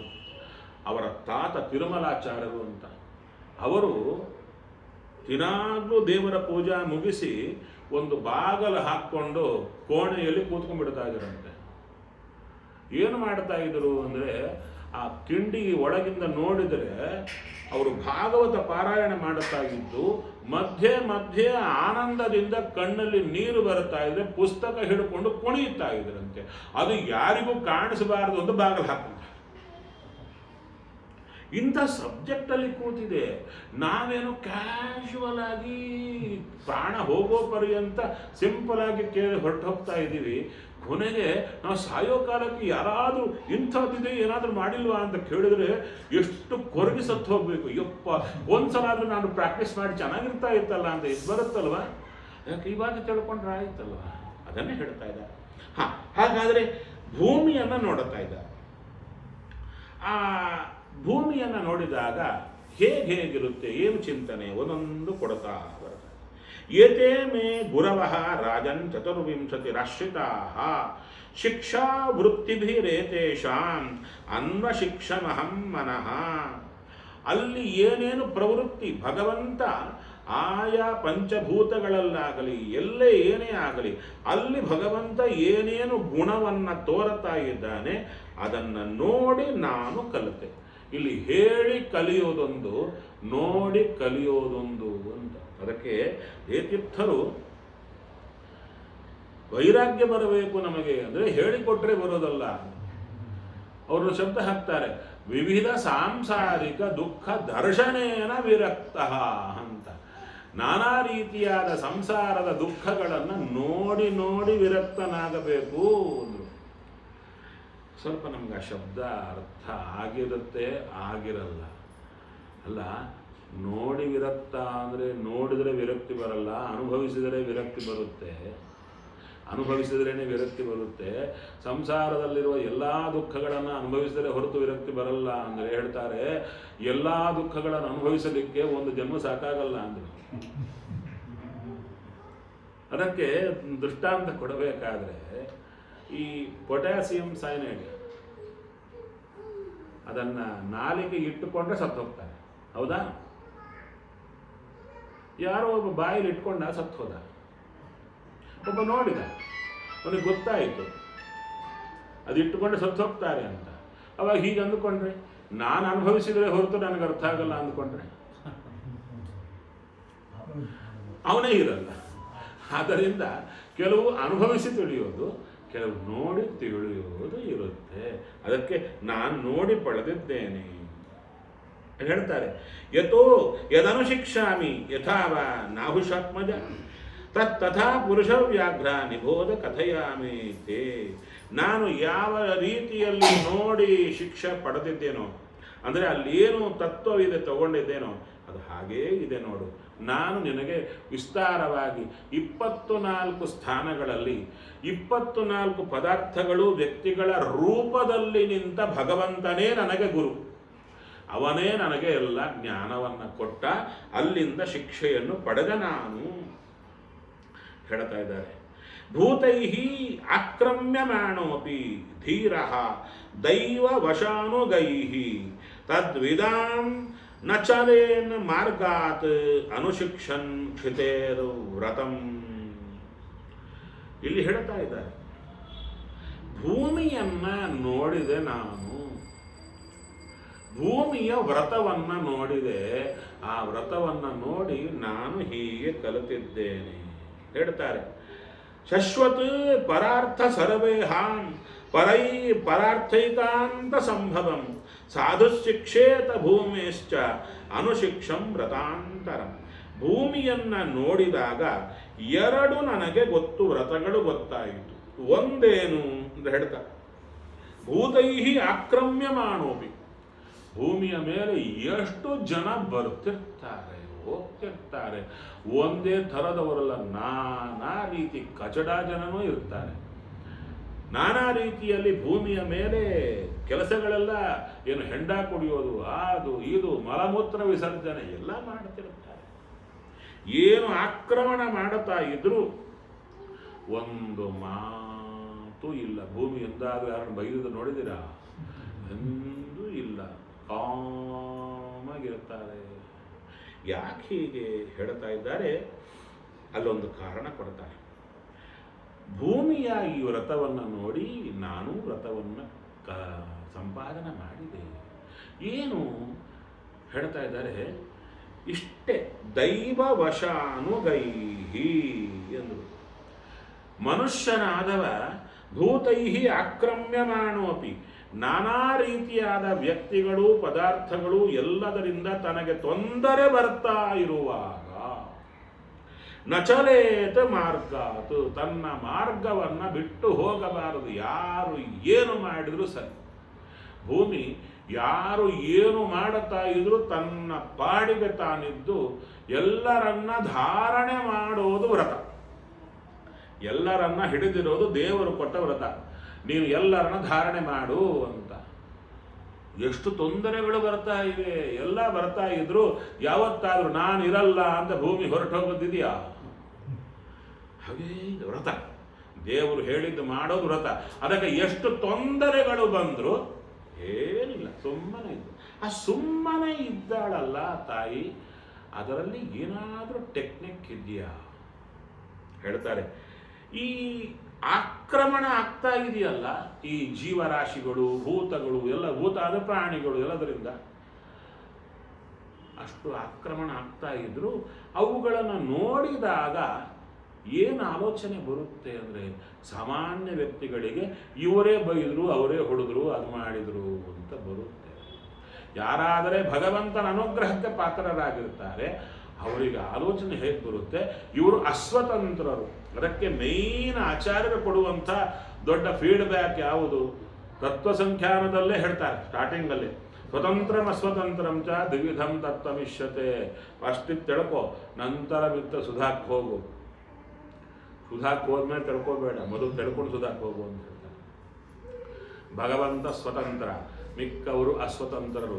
ಇದು ಸದಾ ತಲೆಯಲ್ಲಿ ಬರ್ತಾ ಬರಲಿ. ಹಾಗೆ ಬರೇ ಮಂತ್ರ ಜಪ ಮಾಡಲ ನೋಡು ಅಂದರು. ಏನು? ಯಾರೇ ಬೈದರು ಸ್ವಾಮಿ ಮಾಡಿಸಿದ, ಅವರ ಕರ್ಮಾನುಸಾರ ನನ್ನ ಕರ್ಮಾನುಸಾರ. ಯಾರೇ ಹೊಗಳಿದ್ರು ಅವರ ಕರ್ಮಾನುಸಾರ ನನ್ನ ಕರ್ಮಾನುಸಾರ. ಈ ಗೊಂಬೆಯನ್ನು ಕರ್ಕೊಂಡು ಬಂದು ಹೊಗಳಿಸಿದ, ಈ ಗೊಂಬೆಯನ್ನು ಕರ್ಕೊಂಡು ಬಂದು ಬಯಸಿದ. ಎರಡು ಕೃಷ್ಣಾರ್ಪಣ ಅಂದು ಹೊರಟು ಹೋಗ್ತಿರ್ತಾರೆ. ಇವರು ಬೈದದ್ದಕ್ಕೆ ದುಃಖನೂ ಪಡಲ್ಲ, ನಂದೊಂದು ಕರ್ಮ ಕಳೀತು ಅಂತ ಹೋಗ್ತಾರೆ. ಇವರು ಹೊಗಳಿದ್ದಕ್ಕೆ ಹಿಗ್ಗೋದೂ ಇಲ್ಲ. ಹೇಳ್ತಾರೆ, ತಾಳುವಿಕೆಗಿಂತ ಅನ್ಯ ತಪವೂ ಇಲ್ಲ. ಹೇಳ್ತಾರೆ, ಯಾರು ಹೊಗಳಿದರೆ ಮುಗ್ಗರಿಸದಿರು, ಹಿಗ್ಗಿ. ಯಾರು ನಿಮ್ಮಂಥವ್ರು ಯಾರಿಲ್ರಿ ಅಪ್ಪ ಅಂದುಕೊಳ್ಳೆ ಬಿದ್ದು ಹಲ್ಲು ಮುರ್ಕೋಬೇಡ. ಯಾರಾದರೂ ಬೈದರೆ ಕುಗ್ಗಿ ಹೋಗಿ ಅಪ್ಪ ಅಂತ ಹಾಗೂ ಆಗಬೇಡ. ಸ್ವಾಮಿ ಗೊಂಬೆಗಳ ಮೂಲಕ ಅನ್ನಿಸಿ ನನ್ನ ಕರ್ಮ ಕಳೀತಾ ಇದ್ದಾನೆ ಅಂತ ತಿಳ್ಕೊಂಡ್ರೆ ಸಂತೋಷವೇ ಆಗುತ್ತೆ. ಎರಡರಿಂದ ಕರ್ಮ ಕಳೀತು ಅಂತ ಅದು ಭೂಮಿ ಮಾಡುತ್ತಾ ಇದ್ದಾಳಂತೆ.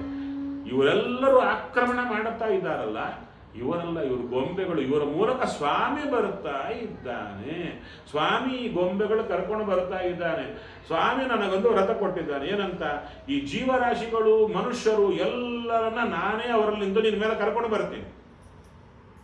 ನಾನಾ ರೀತಿಯಾಗಿ ಅವರನ್ನು ಕರ್ಕೊಂಡು ಬರ್ತೀನಿ. ಅವರು ಕರ್ಮಾನುಸಾರ ಇರ್ತಾರೆ. ಮಲಮೂತ್ರ ವಿಸರ್ಜನೆ ಮಾಡಿಸ್ತೀನಿ, ಹೊಲಸು ಮಾಡಿಸ್ತೇನೆ. ನಾನು ಏನು ಬೇಕಾದ್ರೂ ನಾನೇ ಅವ್ರ ಮೂಲಕ ಮಾಡಿಸ್ತೇನೆ, ಅವರ ಕರ್ಮಾನುಸಾರ. ನೀನು ಏನು ಮಾತಾಡಬಾರ್ದು. ಅದನ್ನು ಭರಿಸಿ ಕೃಷ್ಣ ನಿನ್ನ ಪೂಜಾ ಅಂತ ನಿತ್ಯ ಅನುಸಂಧಾನ ಮಾಡು, ಇದು ನಿನ್ನ ವ್ರತ ಅಂದರು. ಆಕೆ ಅದನ್ನೇ ಪಾಲನೆ ಮಾಡುತ್ತಾ ಕೃಷ್ಣ ನಿನಗರ್ಪಿತ, ಕೃಷ್ಣ ನಿನಗರ್ಪಿತ ಅಂತ ಮಾಡ್ತಾ ಇದ್ದಾರೆ. ಅದನ್ನು ಹೇಳ್ತಾ ಇದ್ದಾರೆ ಇಲ್ಲಿ. ದೈವವಶಾನುಗೈಹಿ, ಯಾರು ನಮ್ಮ ಸುತ್ತು ಇದ್ದು ಹೊಗಳೋದಾಗಲಿ ತೆಗಳೋದಾಗಲಿ ಹತ್ತಿರ ಇರೋದಾಗಲಿ ಬಿಟ್ಟು ಹೋಗೋದಾಗಲಿ ಮಾಡ್ತಾರಲ್ಲ, ಅವರೆಲ್ಲ ಒಳಗೆ ಸ್ವಾಮಿ ನಿಂತು ಮಾಡಿಸ್ತಾ ಇದ್ದಾನೆ ಅಂದಾಗ ದುಃಖವೆಲ್ಲ ಹೊರಟೋಗುತ್ತೆ. ಸ್ವಾಮಿ ಅವಾಗ ದೇವರ ಕಡೆ ನೋಡ್ತೀವಿ, ದೇವರೇ ಮಾಡಿಸಿದ ಅಂದಾಗ ಅವರ ಮೇಲೆ ಬಂದಿಲ್ಲ, ದೇವರ ಮೇಲೆ ಸಿಟ್ಟು ಬಂತು, ನೀನು ಯಾಕೆ ಹೀಗೆ ಮಾಡಿಸಿದ್ಯಾ ಅಂತ. ಅದಕ್ಕೆ ಟ್ಯಾಬ್ಲೆಟ್ ಕೊಡ್ತಾರೆ, ಅವನು ಏನು ಮಾಡಿಸಿದ್ರು ಒಳ್ಳೇದೇ ಅಂತ, ಅವ್ರು ಮಾಡಿಸಿದ್ದೆಲ್ಲ ಒಳ್ಳೇದೇ.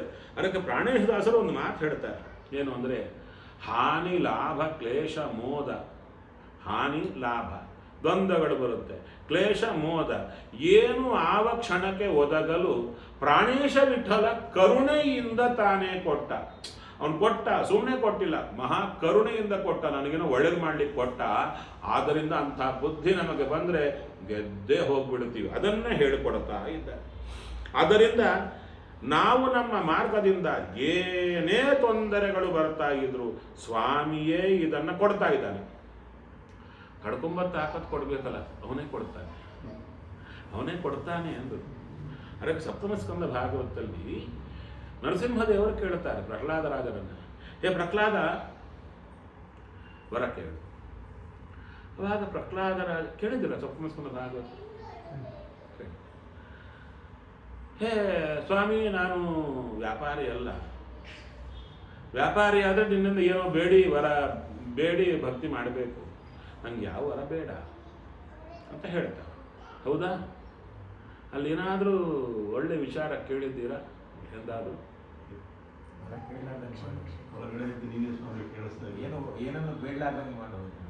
ಅದು ಇನ್ನೊಂದು ವರ ಕೇಳ್ತಾರೆ, ಏನಾದರೂ ನನಗೆ ಇದ್ರೆ ಅದು ಬೇಡದಂಗೆ ಮಾಡುವ.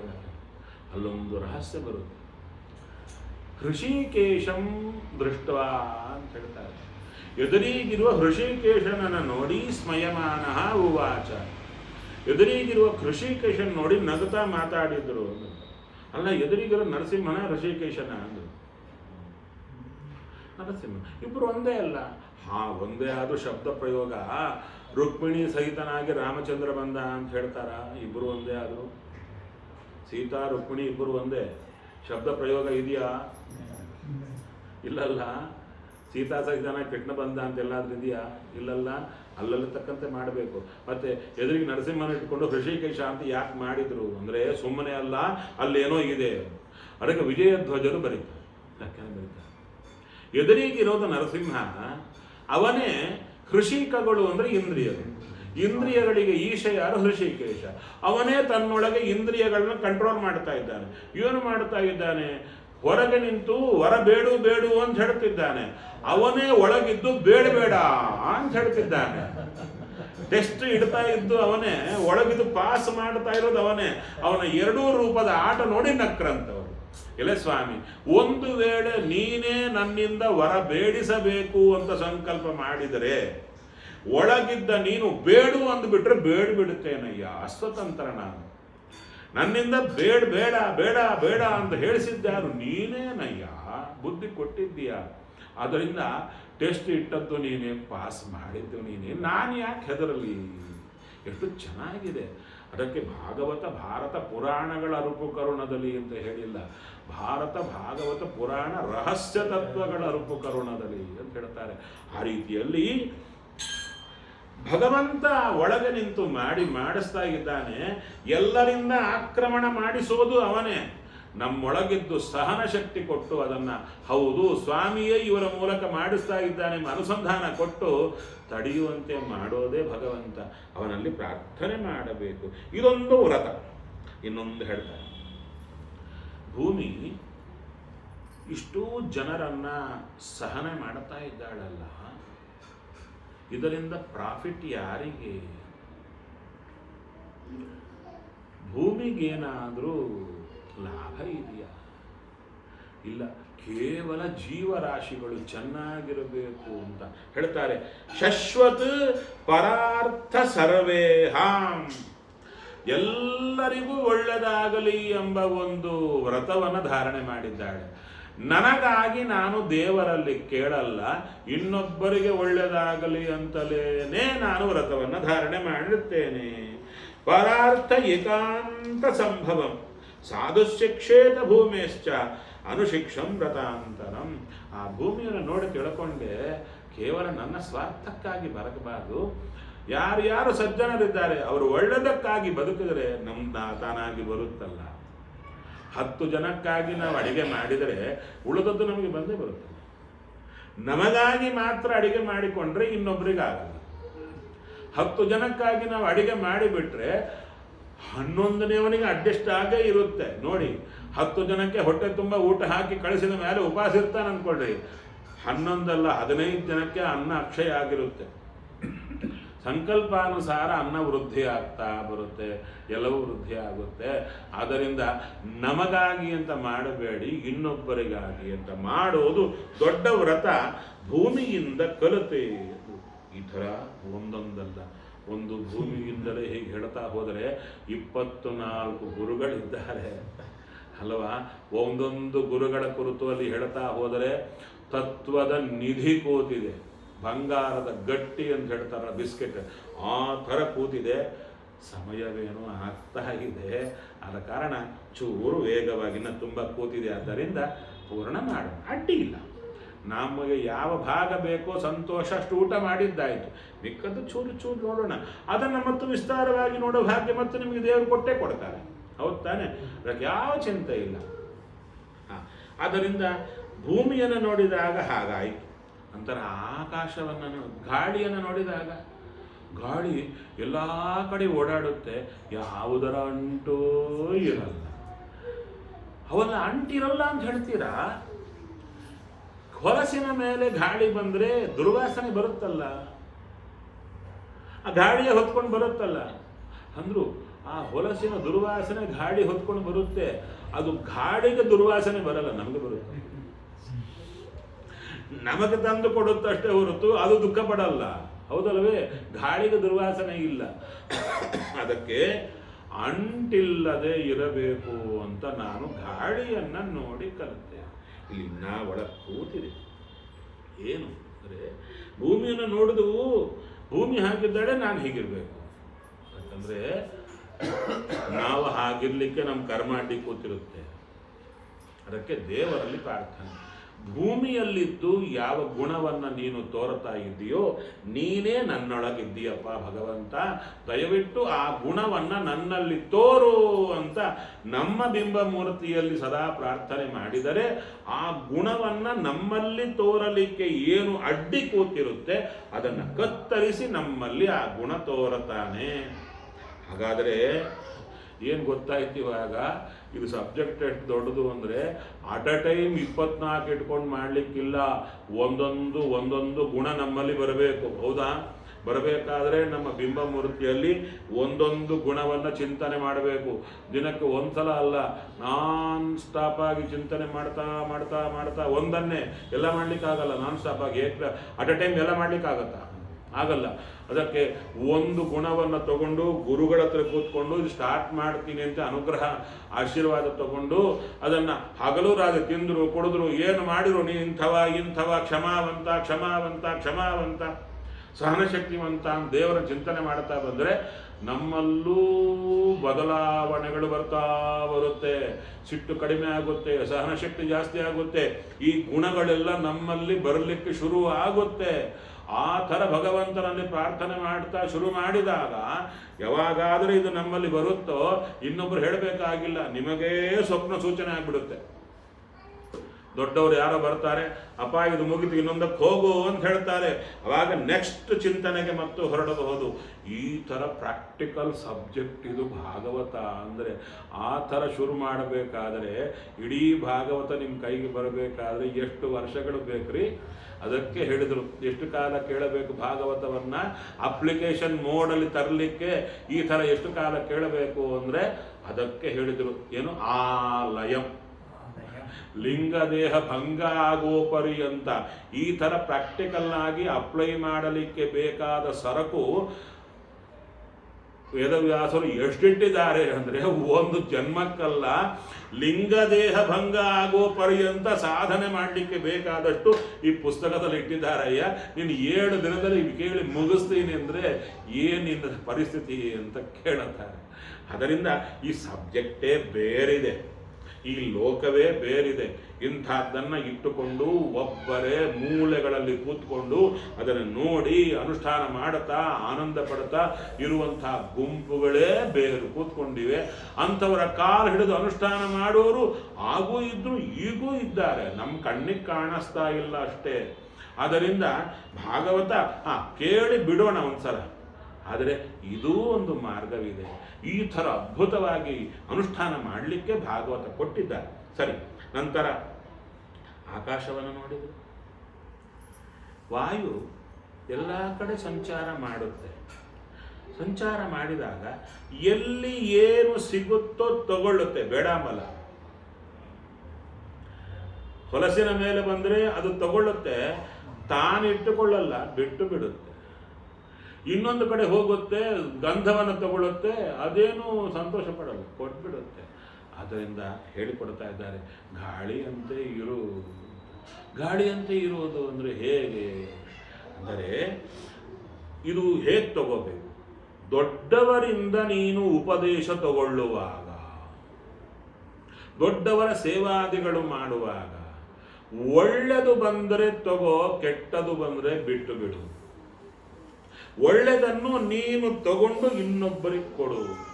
ಈ ಥರ ವಿಶೇಷವಾಗಿ ಅಂಟಿಲ್ಲದ ಒಂದು ತತ್ವ, ಹಾಗೆ ವಿಶೇಷವಾಗಿ ಆ ಗಾಳಿಯಿಂದ ತೆಳ್ಕೊಂಡದ್ದು. ಇನ್ನು ಮುಂದೆ ಹೇಳ್ತಾ ಬರ್ತಾ ಇದ್ದಾರೆ, ಆಕಾಶ ಎಲ್ಲ ಕಡೆ ವ್ಯಾಪಿಸಿರುತ್ತೆ. ಹೌದಾ? ಎಲ್ಲ ಕಡೆ ಇರುತ್ತೆ, ಎಲ್ಲ ಇರುತ್ತೆ, ಎಲ್ಲವನ್ನ ನೋಡ್ತಾ ಇರುತ್ತೆ, ಏನೂ ಗೊತ್ತಿಲ್ಲದಂತೆ ಸುಮ್ಮನೆ ಇರುತ್ತೆ. ಆಕಾಶನ ನೀಲಕ್ಕಿರುವಂಥ ಅದೆಲ್ಲ ನಮ್ಮ ಮಧ್ಯೆ ಇರುವಂಥ ಸ್ಪೇಸ್ ಎಲ್ಲ ಆಕಾಶವೇ. ಹೌದು ತಾನೇ? ಆಕಾಶದಲ್ಲಿ ಯಾರು ಓಡಾಡಿದ್ರು ಏನು ಮಾಡಿದ್ರು ಅದಕ್ಕೇನು ಸಂಬಂಧ ಇರಲ್ಲ. ಹೇಳ್ತಾರೆ ಆಕಾಶವನ್ನು ಗುದ್ದೋಣ ಅಂದ್ರೆ ಏನಾಗುತ್ತೆ, ನಮಗೆ ಬೀಳುತ್ತೆ ಅಷ್ಟು, ಅದಕ್ಕೇನಾಗುತ್ತೆ. ಆ ರೀತಿಯಲ್ಲಿ ಆಕಾಶ ನೋಡಿದರು. ನಂತರ ನೀರನ್ನು ನೋಡಿದರು. ನೀರು ನೋಡಿದಾಗ ಸ್ವಚ್ಛವಾಗಿರುತ್ತೆ ನೀರು. ಅಷ್ಟೇ ಅಲ್ಲ, ಯಾವುದು ಕೆಸರು ಹೋಗಬೇಕಾದ್ರೂ, ಕೊಳಕು ಹೋಗಬೇಕಾದ್ರೂ ನೀರು ಬೇಕೇ ಬೇಕು, ನೀರಿನಿಂದಲೇ ಹೋಗಬೇಕು. ಹೌದು ತಾನೇ? ಅವನು ಎಷ್ಟು ನ್ಯಾಪ್ಕಿನ್ ಇಟ್ಕೊಂಡು ಒರೆಸ್ಕೊಂಡ್ರು ಅದು ಹಾಗೆ ಕೂತಿರುತ್ತೆ. ಶುದ್ಧ ಆಗ್ಬೇಕಂದ್ರೆ ಜಲದಿಂದಲೇ ಬೇಕು. ಅದಕ್ಕೆ ಸ್ನಿಗ್ಧತ್ವ ಅಂದರೆ ಎಲ್ಲರಿಗೆ ಬೇಕಾಗಿರೋದು ನೀರು. ನೀರು ಬೇಡ ಅಂತ ಯಾವ ಪ್ರಾಣಿಗೆ ಹೇಳ್ತಾರೆ? ಇಲ್ಲ. ಹಾಗಾದರೆ ನಾವು ಹೇಗಿರಬೇಕು? ಎಲ್ಲರಿಗೆ ಸಜ್ಜನರಿಗೆ ಬೇಕಾದವರಾಗಿರಬೇಕು. ಈ ಗುಂಪಿಗೆ ಮಾತ್ರ ಬೇಕು, ಆ ಗುಂಪಿಗೆ ಬೇಡ ಎಂಬುದು ನಮ್ಮಲ್ಲಿರಬಾರದು. ಅದು ನಮ್ಮಲ್ಲಿ ಬರಬಾರದು. ಬರ್ತಾ ಇರುತ್ತೆ ವಿಷ, ವಾಯು ನಮ್ಮಲ್ಲಿ ತುಂಬ ಬರ್ತಾ ಇರುತ್ತೆ ಅಲ್ವಾ? ಈ ಮಠಗಳ ಜಗಳ, ಅದು ಇದು ಎಲ್ಲ ನೋಡಿದಾಗ ಭೀಕರವಾದ ತಲೆಯಲ್ಲಿ ವಿಷವಾಯು ಬರ್ತಾ ಇರುತ್ತೆ. ಅವರು ನಮ್ಮವರಲ್ಲ, ಇವರು ನಮ್ಮವರು, ನಾವು ಹೀಗಿರಬೇಕು, ಹಾಗಿರಬೇಕು, ಅದು ಇದು. ಇದರಿಂದ ದೂರ ಇಲ್ಲದಿದ್ದರೆ ನಾವು ಹಾಳಾಗಿ ಹೋಗ್ತೀವಿ. ಆದ್ದರಿಂದ ದೇವರು ಬೇಕು, ಗುರುಗಳು ಬೇಕು, ನಮಸ್ಕಾರ ಸಾಕು, ದೂರ ನಾವು ಇರಬೇಕು. ಎಷ್ಟು ಮಠಕ್ಕೆ ಹತ್ತಿರ ಹೋಗ್ತೀರಾ ಹೋಗ್ರಿ, ಬೇಡ ಅಂದಿಲ್ಲ. ನೀವು ನೀರಿನಂತೆ ಗಾಳಿಯಂತೆ ಅಂಟಿಲ್ಲದೆ ಇರ್ತೀರಾ, ಬಹಳ ಒಳ್ಳೆಯದು. ಇಲ್ಲ ಅಂಟಿತ್ತ ಅಲ್ಲಿ ಹೋದರೆ ಎಲ್ಲ ಇದೇ ವಿಚಾರಗಳು ಬರ್ತಾ ಇರುತ್ತೆ. ಅವರು ಹಾಗಂತೆ, ಇವರು ಹೀಗಂತೆ, ಇದು ಹಾಗಂತೆ, ಇದು ಹೀಗಂತೆ. ಇಂಥ ವಿಚಾರಕ್ಕೆ ನಿಧಿಯೇ ಮಠಗಳು. ಹೌದು ತಾನೆ? ಅದಕ್ಕೆ ಇದು ಯಾವುದೂ ನಮ್ಮ ತಲೆಗೆ ಬರಬಾರದು. ಕೇವಲ ಅಲ್ಲಿರೋ ಸ್ವಾಮಿ ಶುದ್ಧ, ಸ್ವಾಮಿಗಳು ಶುದ್ಧ, ನಮಸ್ಕಾರ ಮಾಡ್ಕೊಂಡು ಬರೋಣ. ಮಿಕ್ಕವರು ಅವ್ರು ಹೇಗಿದ್ರು ನಮಗಿಲ್ಲ, ಅವ್ರು ಶುದ್ಧರಿದ್ರೆ ಎಲ್ಲರೂ ನಮಸ್ಕಾರ. ಯಾರಾದರೆ ಈ ಸರಕು ತಂದು ನಮ್ಮ ತಲೆಗೆ ತುಂಬಲಿಕ್ಕೆ ಬರ್ತಾರಾ? ಒಂದ್ಸಲ ನೋಡ್ರಿ, ಎರಡನೇ ಸಲ ಅವ್ರು ಬರೋ ಕಾಲಕ್ಕೆ ಅಲ್ಲಿಂದ ದೂರ ಹೋಗ್ಬಿಟ್ರೆ ಆಯ್ತು. ಹೌದಾ? ಈ ವ್ಯಕ್ತಿ ಈ ಗಾಡಿ ಹೊತ್ಕೊಂಡು ಬರ್ತಾ ಇದ್ದಾನೆ, ಈ ಧೂಳಿ ಹೊತ್ಕೊಂಡು ಬರ್ತಾ ಇದ್ದಾನೆ, ಆದ್ದರಿಂದ ನನ್ನ ತಲೆ ಶುದ್ಧವಾಗಿರ್ಬೇಕಾದ್ರೆ ಇವ್ರ ಹತ್ರ ನಾನು ಇರಬಾರ್ದು ಅಂತ ಅಲ್ಲಿಂದ ಜಾಗ ಖಾಲಿ ಮಾಡಿದರೆ ಆಯ್ತವ. ಒಳ್ಳೆಯವರಿದ್ರ ನಮಸ್ಕಾರ ಮಾಡೋಣ. ಇನ್ನು ಮುಂದೆ ಹೇಳ್ತಾ ಇದ್ದಾರೆ, ಅಗ್ನಿಯನ್ನು ನೋಡ್ತಾ ಇದ್ದಾರೆ. ಅಗ್ನಿ ನೋಡಿ ಶುದ್ಧವಾದ್ದು, ಏನು ಹಾಕಿದ್ರೂ ಸುಡುತ್ತೆ. ನಾವು ಹಾಗೆ ಇರಬೇಕು. ನಮ್ಮ ತಂಟೆಗೆ ಏನು ಬಂದರೂ ಎಲ್ಲವೂ ನಮ್ಮ ಪುಣ್ಯ ಪಾಪ ಎಲ್ಲ ದಹನ ಆಗಬೇಕು ನಮ್ಮಲ್ಲಿ. ಅಗ್ನಿಯಂತೆ ನಾವಿರಬೇಕು. ಎಲ್ಲಿ ಏನು ನಮ್ಮಲ್ಲಿ ಬಂದು ದಹನ ಆಗಬೇಕು. ಇನ್ನೊಂದು, ಅಗ್ನಿ ತಂಟೆಗೆ ಯಾರಾದರೂ ಹೋಗ್ತಾರೆ, ಸುಟ್ಟು ಬಿಡುತ್ತೆ. ಕಾರಣ ತಾನಾಗಿ ಸುಡಲ್ಲ, ತಂಟೆಗೆ ಬಂದು ಸುಡುತ್ತೆ. ನಾವು ಅಗ್ನಿ ಅಂತ ಇರಬೇಕು. ನಮ್ಮನ್ನು ನಾವು ರಕ್ಷಣೆ ಮಾಡಿಕೊಳ್ಳಲಿಕ್ಕೆ ಅಗ್ನಿ ಅಂತ ಇರಬೇಕು. ಅಂದರೆ ಇನ್ನೊಬ್ಬರು ನಮ್ಮ ತಂಟೆಗೆ ಬರಲಿಕ್ಕೆ ಅವರು ಆಲೋಚನೆ ಮಾಡಬೇಕು, ಬೇಡಪ್ಪ ಅನ್ನುವಂತೆ ನಾವಿರಬೇಕು. ಹಾಗೆ ಅಂತ ನಾವು ಅವ್ರ ಮೇಲೆ ಹೋಗಿ ಬೀಳಬೇಕು ಅವಸರ ಇಲ್ಲ. ನಮ್ಮ ಪಾಡಿಗೆ ನಾವು ಅಗ್ನಿ ಅಂತ ಇದ್ದರೆ ಸಾಕು ಅಂತ ತುಂಬ ಹೇಳ್ತಾರೆ. ಹಾಗೆ ಚಂದ್ರ, ರವಿ, ಕಪೋತ ಪಕ್ಷಿ, ಅಜಗರ, ಸಮುದ್ರ, ಒಂದೊಂದರಲ್ಲಿ 24 ಗುರುಗಳು ಬರ್ತಾ ಇದ್ದಾರೆ. ಇಷ್ಟು 24 ಗುರುಗಳಲ್ಲಿ ಅದ್ಭುತವಾದ ಗುಣಗಳನ್ನು ಗ್ರಹಣ ಮಾಡಿ ಭಗವಂತನಲ್ಲಿ ಮನಸ್ಸು ನಿಲ್ಲಿಸಿದ್ದು ಆ ವಿಶೇಷವಾದಂಥ ಅವಧೂತ. ನಂತರ ನಂತರ ನಂತರ ಕೃಷ್ಣ ಅನೇಕ ಯೋಗ ಅಭ್ಯಾಸಗಳನ್ನು, ಮನಸ್ಸನ್ನು ನಿಗ್ರಹ ಮಾಡಲಿಕ್ಕೆ ಏನು ಯೋಗಾಭ್ಯಾಸ ಬೇಕು, ಏನು ಉಪಾಯಗಳು ಬೇಕು, ಭಕ್ತಿಯನ್ನು ಪಡೆಯಬೇಕಾದರೆ ಹೇಗೆ, ವರ್ಣಾಶ್ರಮ ಧರ್ಮಗಳಿವೆ, ಏನು ದೊಡ್ಡ ಸಮುದ್ರವಿದೆ. ಏಕಾದಶ ಸ್ಕಂಧ ಉದ್ಧವನ ನೆಪದಿಂದ ನಮಗೆ ಕೃಷ್ಣ ಕೊಟ್ಟಂಥ ಅಪರೂಪದ ಒಂದು ಉಪದೇಶ. ಅದರಲ್ಲಿ ಇನ್ನ 2 ಗೀತೆಗಳು, ತುಂಬ ಗೀತೆಗಳು ಬರುತ್ತೆ. ಅದರಲ್ಲಿ ಐಲಗೀತ, ಇಲಾದೇವಿಯ ಮಗ ಪುರೂರವ ಅಪ್ಸರಶಾಸ್ತ್ರಿಯಲ್ಲಿ ಮೋಹ ಇದ್ದುಕೊಂಡು ಇಡೀ ಜೀವನವೆಲ್ಲ ಆಕೆ ಚಿಂತನೆಯಲ್ಲೇ ಕಳೆದು ಬಿಡುತ್ತಾರೆ. ಕೊನೆಗೆ ಹೇಳುತ್ತಾನೆ, ನನ್ನಂತೆ ನೀವು ಆಗಬೇಡಿ, ಶರೀರದ ಮೇಲೆ ವ್ಯಾಮೋಹ ಬೇಡ, ಇದು ಕಳ್ಕೊಳ್ಳಿ, ಇಲ್ಲದಿದ್ದರೆ ಜೀವನ ಹಾಳಾಗಿ ಬಿಡುತ್ತೆ ಅಂತ ಇಲಾದೇವಿಯ ಮಗ ಐಲ ಹೇಳ್ತಾನೆ. ಹೌದು, ನೀವೇನು ಹಾಗಿದ್ರಿ, ಕಳ್ಕೊಂಡ ಮೇಲೆ ಉಪದೇಶ ಕೊಟ್ರಿ, ನಾವು ಸಹ ನಮ್ಮ ಕರ್ಮ ಇದ್ದಾಗ ನಿಮ್ಮ ಉಪದೇಶ ಇದ್ರೂ ಹಾಗೆ ಇರ್ತೀವಲ್ಲ, ನಿಮ್ಮ ಉಪದೇಶದಿಂದ ಏನು ಪ್ರಯೋಜನ? ಯಾರಿಗಾರಿಗೆ ನಾವು ಉಪದೇಶ ಕೊಡ್ತೀವೋ ಅವ್ರಿಗೆ ಹಿಂದಿನ ಕರ್ಮ ಕೂತಿದ್ರೆ ಉಪದೇಶ ಕೊಟ್ಟರೂ ಉಪಯೋಗವಿಲ್ಲ. ಯಾರಿಗೆ ಕರ್ಮ ಇಲ್ಲ ಉಪದೇಶ ಕೊಡಬೇಕಾಗೇ ಇಲ್ಲ, ಹಾಗೆ ಶುದ್ಧವಾಗಿರುತ್ತಾರೆ. ಮತ್ತು ಉಪದೇಶಗಳ ತಾತ್ಪರ್ಯವೇನು? ದೊಡ್ಡ ಪ್ರಶ್ನೆ ಇದು. ಅವಾಗ ಹೇಳ್ತಾ ಇದ್ದಾರೆ, ಆ ಒಂದು ಗುಂಪಿನಲ್ಲೇ ಭಗವಂತ ಈ ಉಪದೇಶಗಳನ್ನು ಕೊಡಿಸಿ ಯಾರಿಗೆ ಇನ್ನೂ ಪ್ರಬಲ ಕರ್ಮ ಕೂತಿರುತ್ತೆ ಅವರಿಗೂ ಉಪದೇಶ ಹೋಗುವಂತೆ ಮಾಡುತ್ತಾನೆ. ಅವರ ತಲೆಗೆ ಹೋಗದಂತೆಯೇ ಮಾಡಿರ್ತಾನೆ, ಆದರೆ ಚೂರು ಕೇಳುವಂತೆ ಮಾಡಿರ್ತಾನೆ. ಅದೇ ವ್ಯಕ್ತಿ ಆ ಕರ್ಮ ಕಳ್ಕೊಳ್ತಾ ಬಂದಾಗ ಇನ್ನೊಂದು ದಿನ ಅದೇ ಉಪದೇಶ ಇನ್ನೊಬ್ಬರ ಮೂಲಕ ಕೊಡಿಸ್ತಾನೆ. ಆವಾಗ ಚೂರು ತಲೆಗೆ ಹೋಗುವಂತೆ ಮಾಡುತ್ತಾನೆ, ಕೊನೆಗೆ ಪೂರ್ಣ ಅನುಷ್ಠಾನ ಆಗುವಂತೆ ಸ್ವಾಮಿ ಮಾಡಿಸ್ತಾನೆ. ಆದ್ದರಿಂದ ಉಪದೇಶ ಎಂಬುದು ಎಂದೂ ವ್ಯರ್ಥ ಅಲ್ಲ. ಹೇಗೆ ಬೆಳಿಗ್ಗೆ ಹಸಿವೆ ಆಗಲ್ಲ, ಆಫೀಸಿಗೆ ಹೋಗ್ತಾರೆ, ಹಸಿವೆ ಆಗಲ್ಲ ಅಂತ ಆಹಾರವೇ ತಗೊಳ್ಳದೆ ಹೋದರೆ ಏನಾಗುತ್ತೆ? ಡಬ್ಬಿ ಕಟ್ಕೊಂಡು ಹೋಗೋದೇ ಮಧ್ಯಾಹ್ನ ಹಸಿವೆ ಆಗತ್ತೆ ಅಂತಲೇ, ಹೌದು ತಾನೆ? ಉಪದೇಶವೂ ಕೂಡ ಹೇಗೆ, ಈಗ ಕರ್ಮ ಇದೆ ಅವನಿಗೆ ಅರ್ಥ ಆಗಲ್ಲ ಅಂತ ಬಿಡಲ್ಲ. ಮಧ್ಯಾಹ್ನದತ್ತು ಅಂದರೆ ಅವನ ಜೀವನದಲ್ಲಿ ಮಧ್ಯಾಹ್ನ ಕಾಲದಲ್ಲಿ ಆ ಕರ್ಮ ಸೌದು ಹೋದಾಗ ಹಸಿವೆ ಆಗುತ್ತೆ ಅವನಿಗೆ, ನನಗೆ ಉಪದೇಶ ಬೇಕು ಅಂತ. ಅವಾಗ ಯಾರು ಕೊಡ್ತಾರೆ? ಈ ಉಪದೇಶವೇ ಅಲ್ಲಿ ಕೆಲಸ ಮಾಡುತ್ತೆ, ನೆನಪು ಬರುವಂತೆ ಸ್ವಾಮಿ ಮಾಡುತ್ತಾನೆ. ಆದ್ದರಿಂದ ಭಗವಂತನ ವ್ಯಾಪಾರದಿಂದಾಗಿ ಹೇಳಿಸೋದು ಭಗವಂತ, ತಲೆಯಲ್ಲಿ ನಿಲ್ಲಿಸೋದು ಭಗವಂತ, ಗ್ರಹಣ ಮಾಡಿಸೋದು ಭಗವಂತ, ವಿಧಿ ನಿಷೇಧಗಳ ಆಚರಣೆ ಮಾಡುವಂತೆ ಮಾಡುವುದೇ ಭಗವಂತ. ಇದು ದೊಡ್ಡ ವಿಚಾರ.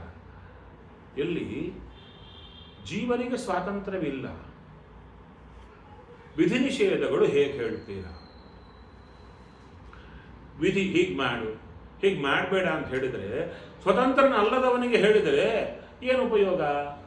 ಇನ್ನು ಯಾರಿಗೆ ಹೇಳಬೇಕು? ದೇವರಿಗೆ ಹೇಳಬೇಕು. ದೇವರಿಗೆ ಬೇಕಾಗಿಲ್ಲ ವಿಧಿ ನಿಷೇಧ. ಜಡಕ್ಕೆ ಹೇಳ್ತೀರಾ? ಇಲ್ಲ. ಹಾಗಾದರೆ ಜೀವನಿಗೆ ವಿಧಿ ನಿಷೇಧ ಹೇಳಿದ್ದಾರೆ ಅಂದರೆ ಅದವನು ಗ್ರಹಣ ಮಾಡಲೇಬೇಕಾಗಿದ್ದೆ ಅದರ್ಥ. ಅವನು ಅಸ್ವತಂತ್ರನಾದರೆ ಗ್ರಹಣ ಮಾಡಲಿಕ್ಕಾಗಲ್ಲ. ಆದ್ದರಿಂದ ಏನು ಮಾಡೋಣ? ವಿಧಿ ನಿಷೇಧಗಳನ್ನು ಗ್ರಹಣ ಮಾಡುವಷ್ಟು ಸ್ವಲ್ಪ ಸ್ವಾತಂತ್ರ್ಯ ಜೀವನಿಗಿದೆ ಅಂತ ಒಪ್ಪಬೇಕು ಅಂತ ವಾದ ಅಲ್ವೇ? ದೊಡ್ಡ ವಾದ ಇದು. ಕರ್ತೃತ್ವಾಧಿಕರಣ ಚಂದ್ರಿಕಾದಲ್ಲಿ ವಿಶೇಷ ತಗೊಳ್ತಾರೆ. ಅಲ್ಲಿ ರಾಮಾನುಜರ ಕುರಿತು ಹೇಳ್ತಾರೆ. ರಾಮಾನುಜರು ಇದು ಮಾತು ಹೇಳ್ತಾರೆ, ಅವರಿಗೂ ಜೀವ ಸ್ವತಂತ್ರ ಅಂತ ಬಂತು. ಹೌದು, ವಿಧಿ ನಿಷೇಧ ಹೇಗೆ? ಅವನಿಗೆ ವಿಧಿಯನ್ನು ಗ್ರಹಣ ಮಾಡಿ ನಾನು ಮಾಡಬೇಕು ಅಂತ ಇಚ್ಛಾಪಟ್ಟು ಪ್ರಯತ್ನ ಮಾಡಬೇಕಲ್ಲ, ಸ್ವಾತಂತ್ರ್ಯಗಳಿದ್ರೆ ಹೇಗೆ? ಅದಕ್ಕೆ ಚೂರು ಅಮೆಂಡ್ಮೆಂಟ್ ಕೊಟ್ಟರು. ಇಲ್ಲ, ಅವನಿಗೆ ಪೂರ್ತಿ ಸ್ವಾತಂತ್ರ್ಯ ಇಲ್ಲ ಅಂತಲ್ಲ, ಚೂರಿದೆ. ಎಷ್ಟು? ಫಸ್ಟ್ ಅಟೆಂಪ್ಟ್, ಮೊದಲು ಗ್ರಹಣ ಮಾಡಿ, ಮೊದಲು ಇಚ್ಛಾಪಟ್ಟು, ಮೊದಲು ಪ್ರಯತ್ನ ಮಾಡೋದು ಪ್ರಥಮ ಪ್ರವೃತ್ತಿ ಅಂತ ಅದನ್ನು ಮಾಡಿಬಿಡ್ತಾನೆ. ನೆಕ್ಸ್ಟ್ ಎಲ್ಲ ದೇವರೇ ಮಾಡಿಸ್ತಾರೆ. ಆಚಾರ ಕೇಳ್ತಾರೆ, ದ್ವಿತೀರ್ಥರು ಕೇಳ್ತಾರೆ, ಮೊದಲು ನೀನೇ ಮಾಡೋದಾದ್ರೆ ಎರಡನೇದು ನೀನೇ ಮಾಡ್ಬೋದಲ್ಲ, ಎಲ್ಲರೂ ನೀನೇ ಮಾಡ್ಬೋದಲ್ಲ, ಮತ್ತೆ ದೇವ್ರು ಯಾಕೆ ನಿಮಗೆ? ಅವಾಗ ಅವ್ರು ರಿವರ್ಸ್ ಕೇಳಿದ್ರು, ನಿಮ್ಗೆ ಹೇಗೆ? ನಿಮಗೂ ದೇವರಿದ್ದಾರೆ, ಜೀವ ಜಡ ಮೂರೇ ತಾನೇ ನೀವು ಒಪ್ಪಿದ್ದು. ಅದರಲ್ಲಿ ದೇವರು ಸ್ವತಂತ್ರ ಅಂತ ನೀವು ಒಪ್ಪಿದ್ದೀರಾ, ಜೀವ ಶುದ್ಧ ಸ್ವತಂತ್ರ ಅಂತ ನೀವು ಒಪ್ಪಿದರೆ ವಿಧಿ ನಿಷೇಧ ಹೇಗೆ ಗ್ರಹಣ ಮಾಡ್ತಾನೆ ಜೀವ? ವ್ಯರ್ಥ ಆಗುತ್ತಲ್ಲ. ಅವಾಗ ಆಚಾರ್ಯರು ಉತ್ತರ ಕೊಡ್ತಾರೆ, ಅಲ್ಲಯ್ಯ, ಸ್ವತಂತ್ರನಾಗಿದ್ದರೇನೆ ವಿಶೇಷವಾಗಿ ವಿಧಿ ನಿಷೇಧಗಳು ಅವನಿಗೆ ಹೇಳಬಹುದು ಅಂತ ಹೇಳಿದ್ರೆ ದೇವರು ಹೇಳು ಅಂತ ಹೇಳ್ತಾರೆ. ಜೀವ ಶುದ್ಧ ಅಸ್ವತಂತ್ರನಾದ್ದರಿಂದಲೇನೆ ಅವನಿಗೆ ವಿಧಿ ನಿಷೇಧಗಳು ಹೇಳಿದ್ದು, ಅಲ್ಲಿ ಹೇಗೆ ಗ್ರಹಣ ಮಾಡುತ್ತಾನೆ? ಅದಕ್ಕಂದ್ರು ಸ್ವತಂತ್ರನಾಗಿದ್ದರೇನೆ ಗ್ರಹಣ ಮಾಡಬೇಕು ಅಂತ ಬರ್ಕೊಟ್ಟಿದ್ದಾರ. ಮತ್ತೆ ಸ್ವತಂತ್ರನಾಗದಿದ್ರೆ ಹೇಗೆ ಗ್ರಹಣ ಮಾಡ್ತಾನೆ? ಅವನು ಸ್ವತಂತ್ರನಲ್ಲ, ಸ್ವಾಮಿ ಅವನ ಒಳಗಿದ್ದು ಹೇಳ್ತಾರೆ, ಜ್ಞಾನ ಇಚ್ಛಾಧಿಕಂ ಉತ್ಪಾದಯತಿ. ಅವನಿಗೆ ಒಳಗಿದ್ದು ಆ ಉಪದೇಶವನ್ನ ಗ್ರಹಣ ಮಾಡಿಸೋದು ದೇವರು, ಇಚ್ಛೆ ಹುಟ್ಟಾಕೋದು ಸ್ವಾಮಿ ಅಂದ್ರು. ಮತ್ತೆ ಹೇಗೆ ಮಾಡ್ತಾನೆ ಅಂದರೆ ಕಾರಿತಮೇವ ಈಶ್ವರೇಣ, ಭಗವಂತನೇ ಅವನ ಮೂಲಕ ವಿಧಿಯನ್ನು ಮಾಡಿಸ್ತಾನೆ, ನಿಷಿದ್ಧವನ್ನು ನಿಲ್ಲಿಸ್ತಾನೆ. ದೇವರೇ ಎಲ್ಲವನ್ನು ಅವನಿಂದ ಮಾಡಿಸೋ ಕಾಲಕ್ಕೆ ವಿಧಿ ನಿಷೇಧಗಳು ಕೂಡುತ್ತಯ್ಯ, ಮತ್ತೆ ಸ್ವತಂತ್ರನಾಗಲೇಬೇಕು ಅಂತ ಯಾಕೆ ಹೇಳ್ತೀರಾ ಅಂತ ಹೇಳ್ತಾರೆ.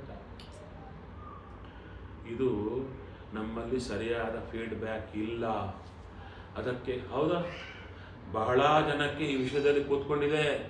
ವಿಧಿ ನಿಷೇಧಗಳು ಕೂಡಬೇಕಾದರೆ ಜೀವನಿಗೆ ಸ್ವಾತಂತ್ರ್ಯವಿಲ್ಲದಿದ್ದರೆ ಗ್ರಹಣ ಮಾಡಲಿಕ್ಕಾಗಲ್ಲ. ಅದಕ್ಕೆ ವಿಧಿ ನಿಷೇಧಗಳು ಗ್ರಹಣ ಮಾಡುವಷ್ಟಾದರೂ ಸ್ವಾತಂತ್ರ್ಯ ಒಪ್ಪಲೇಬೇಕು ಅಂತ ವಾದ ಮಾಡೋರು ತುಂಬ ಜನ ಕೂತಿದ್ದಾರೆ. ರಿಪೇರ್ ಹೇಗೆ ಮಾಡಬೇಕು ಅರ್ಥವೇ ಆಗಲ್ಲ. ಶಾಸ್ತ್ರದಲ್ಲಿ ನೋಡಿದರೆ ಸ್ಪಷ್ಟವಾಗಿ ಘಂಟಾಘೋಷವಾಗಿ ಹೇಳಿದ್ದಾರೆ, ಅದನ್ನು ಅಪಾರ್ಥ ಮಾಡಿಕೊಂಡು ಹೊರಟಿದರೆ ಗತಿ ಏನು? ಆ ರೀತಿಯಾಗಿ ಚೆನ್ನಾಗಿ ಹೇಳುತ್ತಾ ಇದ್ದಾರೆ. ಹಾಗಾದರೆ ಈ ಇಲಾದೇವಿಯ ಮಗ ಈ ಉಪದೇಶವನ್ನು ಕೊಟ್ಟಾಗ ಅದು ಹೇಗೆ ಅಂದರೆ, ನನ್ನ ಮೂಲಕ ಉಪದೇಶ ಕೊಡಿಸಿದ್ದು ಸ್ವಾಮಿ, ಯಾರಲ್ಲಿ ನಿಂತು ಗ್ರಹಣ ಮಾಡಿಸಬೇಕೋ ಸ್ವಾಮಿ ಮಾಡಿಸ್ತಾನೆ ಎಂದು ಕೊಟ್ಟಿದ್ದಷ್ಟೇ ಹೊರತು ನಾನು ಕೊಟ್ಟೆ ಅವರು ತಗೊಂತಾರೆ ಅಂತಲ್ಲ. ಹಾಗೆ ಇನ್ನೊಬ್ಬ ಭಿಕ್ಷು ಬರ್ತಾ ಇದ್ದ. ಇಡೀ ಬದುಕೆಲ್ಲ ಎಲ್ಲರಿಗೆ ತೊಂದರೆ ಕೊಟ್ಟೆ ಕೊಟ್ಟೆ ಕೊಟ್ಟೆ ಬದುಕಿದ. ಕೊನೆಗೆ ಅವನು ಹೊರಗೆ ಹಾಕಿದರು. ತುಂಬ ಕಷ್ಟಪಟ್ಟ, ಸನ್ಯಾಸ ತಗೊಂಡು ಭಿಕ್ಷು ಆದ. ಊರಿಗೆ ಬಂದರೆ ಎಲ್ಲರಿಗೂ ಸಂಶಯ, ಮತ್ತಿನ್ಯಾರಿಗೆ ಕಾಟ ಕೊಡ್ಲಿಕ್ಕೆ ಬಂದಿದ್ದಾನು ಅಂತ ಹೇಳಿ ಅವನು ಹೊಡೆದರು, ಬಡದರು, ಅವನ ಕಮಂಡಲು ಒಡೆದು ಬಿಟ್ಟರು, ಅವನ ಮಾಲೆಗಳನ್ನೆಲ್ಲ ಹರಿದು ಬಿಟ್ಟರು, ಅವನ ಮೇಲೆ ಮಲಮೂತ್ರ ಮಾಡಿಬಿಟ್ರು. ಎಲ್ಲ ತಡ್ಕೊಂಡ. ಅವನೊಂದು ಗಾನ ಮಾಡುತ್ತಾನೆ, ಸ್ವಾಮಿ ಮಾಡಿಸಿದ್ದು, ನಾನು ಅದನ್ನು ಧಾರಣೆ ಮಾಡ್ತೇನೆ. ಆತ ಹೇಳ್ತಾನೆ, ಅಯ್ಯ, ನೀವು ದುಡ್ಡಿಗಾಗಿ ಒದ್ದಾಡಬೇಡಿ, ತೊಂದರೆ ಕೊಡಬೇಡಿ, ಯಾರಿಗೂ ದುಡ್ಡು ಇರಲ್ಲ, ಹೋಗಿಬಿಡುತ್ತೆ ಅಂತ ಉಪದೇಶ. ಒಬ್ಬ ಭಿಕ್ಷು ಕೊಟ್ಟ ಉಪದೇಶ ಅದು ರೆಕಾರ್ಡ್ ಆಗಿ ಕೃಷ್ಣ ಅದನ್ನು ಹೇಳಬೇಕಾದ್ರೆ ಅದಕ್ಕೆಷ್ಟು ವ್ಯಾಲ್ಯೂ ಇರಬೇಕು ಅಲ್ಲ. ಭಿಕ್ಷು ಗೀತ ಸ್ವಲ್ಪ ದೊಡ್ಡದು, ಅದನ್ನೇನಾದರೂ ಕನ್ನಡದಲ್ಲಿ ನೀವು ಹೇಳ್ಕೊಡ್ತೀರಾ ನಮಗೆ ಅಂದರೆ, ಆ ಭಿಕ್ಷು ಗೀತೆಯನ್ನೇ ಜಗನ್ನಾಥದಾಸರು ಬರೆದರು. ಸಿರಿರಮಣ ತವ ಚರಣ ದೊರಕುವುದು ಹ್ಯಾಂಗಿನ್ನು ಪರಮ ಪಾಪಿಷ್ಠ ನಾನು. ಯಾರು ಅಂದರು, ದಾಸರು ಪರಮ ಪಾಪಿಷ್ಠರಾದ್ದರಿಂದ ಹಂಗೆ ಬರ್ಕೊಂಡ್ರು ಅಂತ. ಇಲ್ಲ, ಅವರು ಭಿಕ್ಷು ಗೀತೆಯನ್ನು ತರ್ಜುಮೆ ಮಾಡಿದ್ರು. ಹೇಳ್ತಾರೆ, ವಿತ್ತವಿದ್ದವರ ಬೆನ್ನತ್ತಿ ದೂತರ ಕಳುಹಿ ಕುತ್ತಿಗೆಯ ನಾ ಕೊಯಿಸಿದೆ ಅಂತ. ಅದು ಭಿಕ್ಷು ಹೇಳೋದು.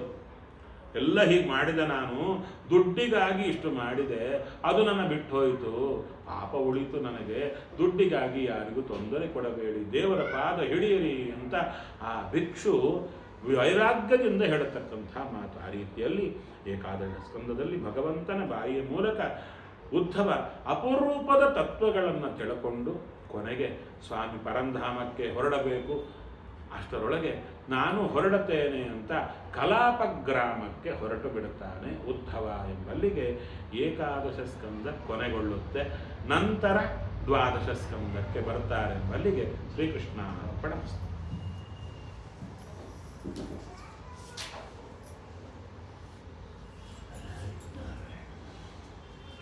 ಫೋನ್ ಮಾಡಿ ಈಗ ಮಗನೇ ಬರ್ತಾನೆ, ನಮ್ಮದೇ ಬಿಟ್ಬಿಡ್ತಾರೆ.